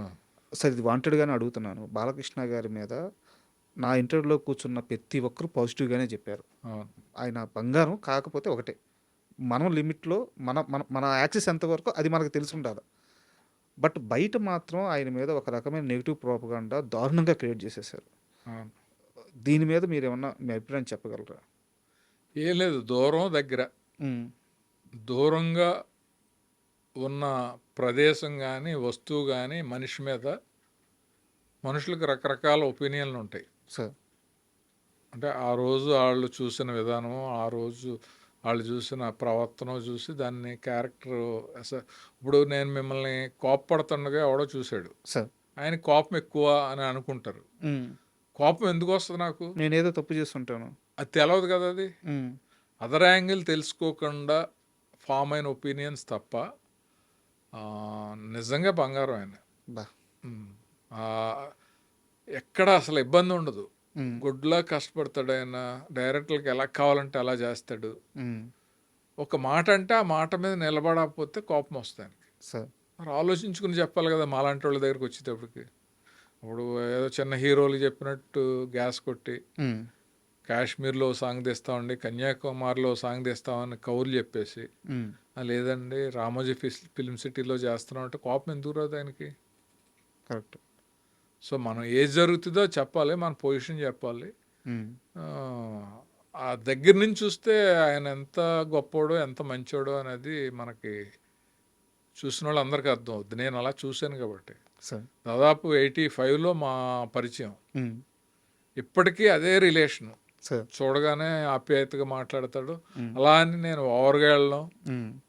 అవసరమైతే ఆయన నాకు ఫోన్ చేసిన సందర్భాలుంటాయి. హ్మ్. మరీ అవసరమైతే నేను మాట్లాడిన సందర్భాలుంటాయి తప్ప, హ్మ్. ఆ పరిచయాన్ని చిరంజీవి గారు కానీ, బాలకృష్ణ గారు కానీ, వెంకటేష్ బాబు కానీ వీళ్ళతో బాగా క్లోజ్‌నెస్ ఉంది. ఆ క్లోజ్‌నెస్ నేను అసల కొంచెం కూడా మిస్‌యూజ్ చేయను. సార్. చాలా అపురూపంగా వాడుకుంటాను. ఆళ్ళు నా గురించి మీరు నాకు సన్మానం జరిగినప్పుడు డైరెక్టర్స్ గానీ, రాఘవేంద్ర గారు, దాసనారాయణరావు గారు, మీ 100వ సినిమా తర్వాత ఆ! సార్. 100 సినిమా అవును. తర్వాత అవును. అవును. Celebrities feelings about Kashi Vishwanath అనేది కొడితే సార్. నా గురించి వాళ్ళందరూ ప్రకాష్ రాజ్ గారు, విజయ్ గారు, వెంకటేష్ బాబు, సురేష్ వీళ్ళందరూ ఏం మాట్లాడారని ఉంటుంది. సార్. అదేంటంటే రెస్పెక్ట్ అనేది ఎదటోళ్ళు మనకివ్వటం అనేది వాళ్ళది ఎంత ఉంటుందో బాధ్యత, మనం అలా ఇచ్చుకునేలా బిహేవ్ చేయటం కూడా రెట్టింపు ఉంటుంది. సార్. అంతే కదా! కరెక్ట్. కరెక్ట్. 100%. ఏంటండి అని మనం ఒకళ్ళు అనాలి అంటే వాళ్ళు అనాల్సిన రేంజ్లో మనం బిహేవ్ చేయాలి. హ్మ్. దాన్ని మిస్యూజ్ చేసి మనం ఓవర్ చేస్తే ఎందుకు అనాలి వీళ్ళని, అందుకు రెస్పెక్ట్ ఇవ్వాలన్నట్టు ఉంటుంది ఎదుటోళ్ళకి. సార్. సో పెద్దోళ్ళతోటి ఎంతవరకు ఉండాలో అంతవరకు ఉండాలి. ఎప్పుడు ఏం మాట్లాడాలో అది మాట్లాడాలి, హ్మ్. మాట్లాడిన దాని మీద నిలబడాలి. నిలబడాలి. ఆయన అసలు జమ్ము. అండ్ ఈ మొత్తం ప్రయాణంలో నాకు ఇంకోటి బాగా మీ విషయంలో బాగా గుర్తుండిపోయేది 'ధర్మవరపు సుబ్రహ్మణ్యం' గారితో 'నమో వెంకటేశాయ' అని ఒక మూవీ చేశారు. దాంట్లో మీ ఇద్దరి కాంబినేషన్‌లో ఒక సీక్వెన్స్ ఉంటది. అదంతా శ్రీను వైట్ల గారి మ్యాజిక్ అది. జయప్రకాష్ గారిని డైరెక్ట్‌గా తిట్టలేక మిమ్మల్ని తిడుతుంటారాయన. అది ఆ ట్రాక్‌లో చిన్న ఇది జరిగింది. శ్రీను వైట్ల నేను కలిసి పనిచేసాం ఒకప్పుడు. సార్. తర్వాత తను డైరెక్టర్, నేను యాక్టర్‌గా వెళ్ళిన తర్వాత కాశీ గారు ఇది ట్రాక్ అని అంటే బాగుంది. రామానుజం క్యారెక్టర్ హ్మ్. ఆ బొట్టు పెట్టుకుని, ఆ సూట్ కేస్ పెట్టుకుని వెనకాలంతా బాగుంది. అస్తమాను నన్ను తిడతా ఉంటాడు. తిడతా ఉంటే నేను పడతా ఉంటాను. అంతా బాగానే ఉంది కానీ అతను ఎందుకు తిడతాడు, నేను ఎందుకు పడతాను అనేది లాజిక్ తెలవకపోతే ఈ ట్రాక్ పండదు అని చెప్పాను. హ్మ్. చెప్తే ఏం చేద్దాం అంటారు అని అంటే, నేను నా ట్రాక్ కదా ఇది, as a writer, as a director నేను ఆలోచించుకుని ఏదన్నా కనెక్షను చెప్తాను నీకు అని అంటే, "ఆ, చెప్పండి భలేవారు" అని. సో మన్నాడు వెళ్ళి చెప్పాను, ఒక షాట్ తీయి, నేను అడుగుతాను ఆయన్ని, గంగిగోవు లాంటి నా మీద గౌడు గేదెలాగా ఎందుకు మీరు ఎలా అరుస్తున్నారు అని అంటే అప్పుడు చెప్తాడు, కాదు కాదు, ఆ జయప్రకాష్ అనే అతను నన్ను తీసుకొచ్చి ఇక్కడ పడేశాడు, హ్మ్. మా బావ, ఆడిని మీద అరవలేక నిన్ను అరుస్తున్నానని ఏదో చెప్తే, గౌడు గేదె లాంటి అతని మీద ఉన్న కోపం గంగేవులాంటి నా మీద చూపించుకుంటే మీకు ఏంటి సార్ అంటే, ఫ్రస్ట్రేషన్ తీరుద్ది రామానుజం, హ్మ్. నీ మీద కోపం కాదు అని అనేది క్లారిటీ ఇచ్చేసాం. అది ఇచ్చేసాక ఇంకా మీరు మీ ఇష్టం ఎన్నిసార్లు తిట్టుకోండి, అవును. నేను అలాగే ఉంటాను బ్లాంక్గా అని చెప్పానంటే అది బాగా నచ్చింది, నచ్చి పెట్టాం. సార్. సినిమాలో ఉంది అది. అవునవును. 'ధర్మవరం' గారి టైమింగు చాలా యూనిక్‌గా ఉంటది సార్ అవును. ఆయనది. చాలా ఇష్టం నాకాయన, ఆయన యాక్టింగ్ అంటే. సో, ఆయనతో మీకున్న ఏదన్నా ఒక మంచి ఇన్సిడెంట్ ఏమన్నా షేర్ చేసుకుంటారా? అంటే సినిమాలోనే ఆ సినిమా అంతా కూడా ఆయనతోటే జర్నీ, ఆ ట్రాక్ అంతా కూడాని. ఆహ్, తను నాకు చాలా చిన్న స్టేజ్ నుంచి పరిచయం. సార్. 'ఉషాకిరణ్‌లో' మేము 'మామాశ్రీ' అనే సినిమా చేసినప్పుడు శరత్ గారి దగ్గర కో డైరెక్టర్. హ్మ్. అప్పుడు ఇతను అప్‌కమింగ్. సార్. అప్పుడు ఏదో ఒక క్యారెక్టర్‌కి 'ధర్మవరపు సుబ్రహ్మణ్యం' అని అతను బాగుంటాడు అని పంపించారు. పంపిస్తే అప్పుడు నేను కో డైరెక్టర్‌గా సీన్ ఎక్స్‌ప్లెయిన్ చేయడానికి వెళ్ళాను. హ్మ్. చూడగానే మామూలు క్యారెక్టర్ ఆర్టిస్ట్‌లా ఉన్నట్టున్నాడు అది ఇది అనుకున్నాను నేను. ఆ సినిమా అయ్యే టయానికి అతనిలో ఎంత ఫన్ ఉంది అనేది అర్థమయ్యి మా ఇద్దరి మధ్యన కూడా రిలేషన్ బాగా డెవలప్ అయ్యింది. తర్వాత తను పెద్ద కమెడియన్ అయిపోవటం, సార్. మేమిద్దరం మళ్ళీ కలిసి పని చేయడం అనేది బాగా అనిపించింది. అండ్ ఇప్పుడు ట్రెండ్‌కి సంబంధించిన ఒక ప్రశ్న అడుగుతాను సార్. మీరు 'కమిటీ కుర్రాళ్ళు' అనే మూవీ చూసారా? హ్మ్. నిహారిక గారు హ్మ్. ప్రొడక్షన్‌లో చేశారు. డైరెక్టర్ యదువంశీ ఆయన హ్మ్. పేరు. వరుణ్ తేజ్ గారితో నిన్నే సినిమా ఒకటి పూజా కార్యక్రమం అయింది. బరి అతనేనా డైరెక్టర్? అతనే డైరెక్టర్. హ్మ్. 'బరి' అని చెప్పేసి. ఆ ప్రెస్ మీట్‌లో ఆయన ఒక క్వెషన్ అడిగారు. మలయాళం సినిమాలు కొంచెం హ్యూమన్ ఎమోషన్స్ మీద కాన్సెప్ట్ ఓరియెంటెడ్‌గా ఉంటాయి గదా! అలాంటి సినిమాలు బావుంటాయి. మనకి మనోళ్ళు చూస్తారు గానీ మన దగ్గర రావు. మలయాళంకెళ్ళి చూడాల్సొస్తుంటది అని జెప్పి అడిగినప్పుడు ఆయన ఒక మాట అన్నాడు. ఎంత కాన్ఫిడెంట్‌గా అన్నాడంటే, కాలర్ ఎగరేసినట్టు చెప్పారు. ఇక పైన అవసరం లేదండి. మన సినిమాలొస్తాయి. మేము తీస్తాము. కొంతమందొస్తున్నాము. మేము అదే విధంగా ఆలోచిస్తున్నాము. అలాంటి సినిమాలే తీస్తున్నాము. ఇది గూడా అలాంటి సినిమానే. కమిటీ కుర్రాళ్ళు గూడా అలాగే ఉంటది. మన రూట్ లెవెల్ సినిమాలాగా ఉంటది. సో, అది విన్నప్పుడు చాలా ఆనందం వేసింది సార్. అండ్ మీరు చెప్పండి యాస్ ఎ సీనియర్ టెక్నీషియన్‌గా, సీనియర్ ఆర్టిస్ట్‌గా మీరు చెప్పండి. ఎందుకు మన దగ్గర అలాంటి సినిమాలు చాలా తక్కువగా వస్తాయి? అలాంటి మేకర్స్ చాలా తక్కువైపోయారు ఎందుకు? మలయాళంలోని, తమిళ్‌లోనూ ఆ ట్రెండ్ ఉండేది. సార్. మనం ఆ సినిమాల గురించి చెప్పుకుని ఏదో 'కాకా కాకా' అని ఆ సినిమా బావుంది. అందరూ కొత్తోళ్ళే ఇలా అని అనుకుంటూ ఉండేవాళ్ళం. హ్మ్. బిగినింగ్‌లో తెలుగులో ఎంకరేజ్ చేసేవాళ్ళు కాదు. Sir. Because of commercial calculations. Sir. ఇప్పుడు 10,00,00,000 పెడతాం. 10,50,00,000 వచ్చినా గానీ 10,00,00,000 పెట్టేస్తాం. హ్మ్. ఒక 50,00,000 పెడతాం. ఆ 50,00,000 పోద్దని తెలిసినప్పుడు ఎందుకు పెట్టాలి? హ్మ్. అనే థాట్ తోటి ఉండేవారు. సార్. మనకి ఏమైందంటే 50,00,000తో పెట్టి 10,00,00,000 వసూలు చేసిన సినిమాలొచ్చాక హ్మ్. ప్రొడ్యూసర్ ఆలోచన ధోరణిలో మార్పొచ్చింది. ఓకే. అలా వచ్చిన తర్వాతే 'లిటిల్ హార్ట్స్', 'కోర్టు', హ్మ్. 'బలగం', 'ప్రీ వెడ్డింగ్ షూటు' హ్మ్. ఈ సినిమాలన్నీ వచ్చినాయి కదా! సార్. 'కంచెర్ల', 'పాలెం' ఇలాంటియన్నీ కూడా 'కలర్ ఫోటో' అని అవును. అన్నీ సూపర్ హిట్‌లు. మరి ఆలోచన ధోరణి మారింది. హిట్లయ్యే కొద్దీ అలాంటి సినిమాలు పెరుగుతున్నాయి. ట్రెండ్ మారింది. 'కమిటీ కుర్రాళ్ళు' హ్మ్. అతను చాలా న్యాచురల్‌గా తీశాడు. సార్. 'యదువంశి' సార్. నేను కలిసాం. సార్. బెంగుళూరులో మేము ఇన్నోవేటివ్ ఫెస్టివల్‌లో కూడా దానికి అవార్డు నేనే రికమెండ్ చేసి ఓకే. ఆ యూనిట్ అంతా నిహారికర్ ఆ అమ్మాయి కూడా వచ్చింది. హ్మ్. వాళ్ళందరికీ సన్మానిచ్చి అన్నీ చేసాం. సార్. సో ఆహ్, ఎప్పుడైనా సరే ఇప్పుడు కొనుక్కునేవాడు ఉంటే అమ్మేవాళ్ళలో మార్పు ఉంటుంది. హ్మ్. ఈ ఐటెం కొంటలేదు అని అంటే ఆడు అమ్మడు కదా! సార్. ఈ బాగా వెళ్తున్నాయి ఇప్పుడు చిన్న సినిమాలతోటి. ఎక్కడో 'సాయిరత్' అనే ఓ సినిమా 2 తీస్తే 200,00,00,000 కలెక్ట్ చేసింది. కన్నడలో 'సూఫ్రమ్ సవ్' అనే అవును. సినిమా 3,00,00,000 చేస్తే 30,00,00,000 కలెక్ట్ చేసింది. అదే 15,00,00,000 చేస్తే 'కాంతార' 300,00,00,000 కలెక్ట్ చేసింది. 'కాంతారా'లో ఆ రిషబ్ శెట్టి అనేవాడు తెలుగోడికి ఎవడు తెలుసు? సార్. తెలుసా ఎవరన్నా? చూసాం మనం. చాలా తక్కువ. మొన్న 'టీటీ' అని తమిళ్లో సినిమా సూపర్ గుడ్ చౌదరి గారు వాళ్ళ అబ్బాయితో జీవాతో చేస్తే అది బాగా సక్సెస్ అయింది. హ్మ్. ఇవన్నీ ఇన్స్పిరేషను, ఓ బలం, ఓ నమ్మకం, ఓ కాన్ఫిడెన్స్ లెవెల్స్ బిల్డప్ చేయడానికి ప్రాక్టికల్గా సక్సెస్ అవుతున్నాయి. అప్పుడు ఇది కానీ ప్రూవ్ అయిందంటే పెద్ద సినిమాలు తీసేవాళ్ళు ఒక 10% అయిపోయి 90% ఇటు వచ్చేస్తారు. హ్మ్. వాటికి ఒక రూట్ కాజ్ ఏంటని ఎతుక్కొని మనం ఆలోచించడం తప్ప ఇంక వేరే ఏం కాదు. అవును. ఒక చిన్న డౌట్ సార్. మీరు మాట్లాడుతుంటే నేను చాలా షాక్ అవుతున్నాను. ఇప్పుడు రిలీజ్ అవుతున్న మన సినిమాలు, తమిళ్ సినిమాలు, మలయాళం సినిమాలు ప్రొడక్షన్ హౌస్‌ల పేరుతో సహా, కలెక్షన్స్‌తో సహా చెప్పేస్తున్నారు. పూర్తి అప్‌డేట్‌లో ఉన్నట్టున్నారు సినిమాల విషయాల్లో. 100% నేను ఓ సినిమా చేస్తున్నాను. సార్. ఇప్పుడు 'యదువంశి' ఎలా చెప్పాడో కాలర్ ఎత్తుకునేలాగా, ఆ! అలాగే నేను సేమ్ మలయాళం వాళ్ళకి మనం ఏం తీసిపోలేదు. హ్మ్. మన ఆలోచన విధానం అటు డైవర్ట్ చేయలేదు అంతే. హ్మ్. ఇన్నేళ్ళు నా ఎక్స్పీరియన్స్‌లో నేను చాలా యంగ్‌స్టర్స్‌తో పనిచేశాను కాబట్టి, నేను అప్డేట్‌లో ఉన్నాను కాబట్టి, హ్మ్. నేను ఎన్నుకున్న సబ్జెక్ట్ కూడా కంప్లీట్ చేసి నెక్స్ట్ అది డైరెక్ట్ చేయాలనుకుంటున్నాను. సార్. అది ఎవరికి చెప్పినా కూడా వాళ్ళందరూ ఇప్పటి వరకు ఫుల్ పాజిటివ్ రిజల్ట్‌లోనే ఉన్నారు. హ్మ్. సో అది రిలీజ్ అయ్యాక మళ్ళీ మీరే నన్ను ఇంటర్వ్యూ పిలిచి ఆ రోజు అనుకున్నామండి మీరే అలాంటి సినిమా తీశారు, భలే తీశారే అనేలాంటి ఒక సిచ్యువేషన్ కూడా రావచ్చు. సూపర్. అంటే నాకెందుకు ఆనందం కలుగుతుందంటే మీరు ఈ మాట చెప్పిన తర్వాత హ్యూమన్ ఎమోషన్స్ అనే వాటితో సినిమా తీయడం అనేది కత్తి మీద సాము లాంటిది సార్. అవును. నువ్వు లేక నేను లేననేది పేరుకే అది లవ్ స్టోరీ. ఉమ్. అది అది ఆయన ఒక డైలాగ్ అంటాడు. ఇన్ని రోజులు మేము కోటీశ్వరులు అనుకున్నామయ్యా, ఇట్లాంటి బంగారు లాంటి బిడ్డలున్న మీరు కోటీశ్వరులు అని చెప్పేసి. అవును. అసలు క్లైమాక్స్ డైలాగ్ అదే. అది హ్యూమన్ ఎమోషన్స్ అంటే. అవును.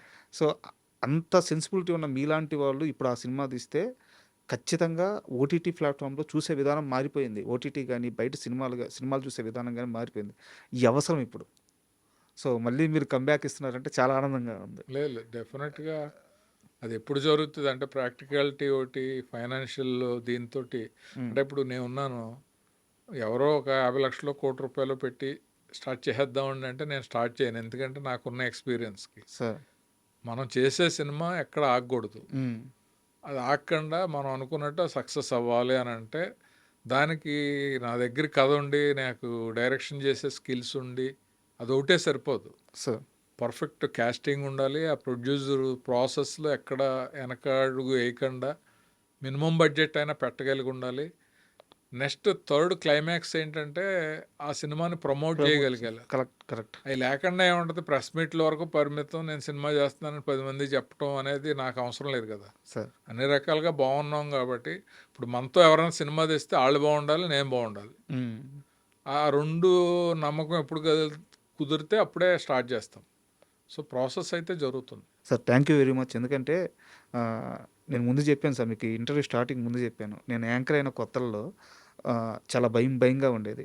ఒక 5-6 మంది పేర్లు ఒక లిస్ట్ వేసుకొని వీళ్ళతో ఇంటర్వ్యూ చేస్తే వీళ్ళ దగ్గర సబ్జెక్ట్ ఉంటుంది కాబట్టి, సబ్జెక్ట్ ఉండే మనుషులు కాబట్టి వీళ్ళతో ఇంటర్వ్యూ చేస్తే వాళ్ళు మాట్లాడతారు కాబట్టి నాకు భయం పోద్ది, నా కెరీర్కి ఉపయోగపడద్దని నేను ఒక విష్ లిస్ట్ వేసుకున్నాను. నేను విష్ లిస్ట్లో వేసుకున్న థర్డ్ నేమ్ ఇది.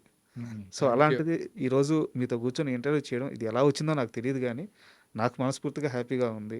మీరు ఒప్పుకొని ఇంటర్వ్యూ ఇచ్చారు, చాలా టైం ఇచ్చారు. రియల్లీ చాలా థ్యాంక్ యూ సార్. థ్యాంక్స్. మీరు అడగటం కూడా స్మూత్గా ట్రావెల్ బాగుంది సార్. అంటే క్వశ్చన్ బై క్వశ్చన్ ఏదో రాసుకుని ఏదో క్వశ్చన్లు రాసుకుని అడిగినట్టు కాకుండా ఒక సరదాగా పాడ్కాస్ట్కి పర్ఫెక్ట్ ఇంటర్వ్యూలా ఉంది. Thank you sir. Thanks. Okay, thank you.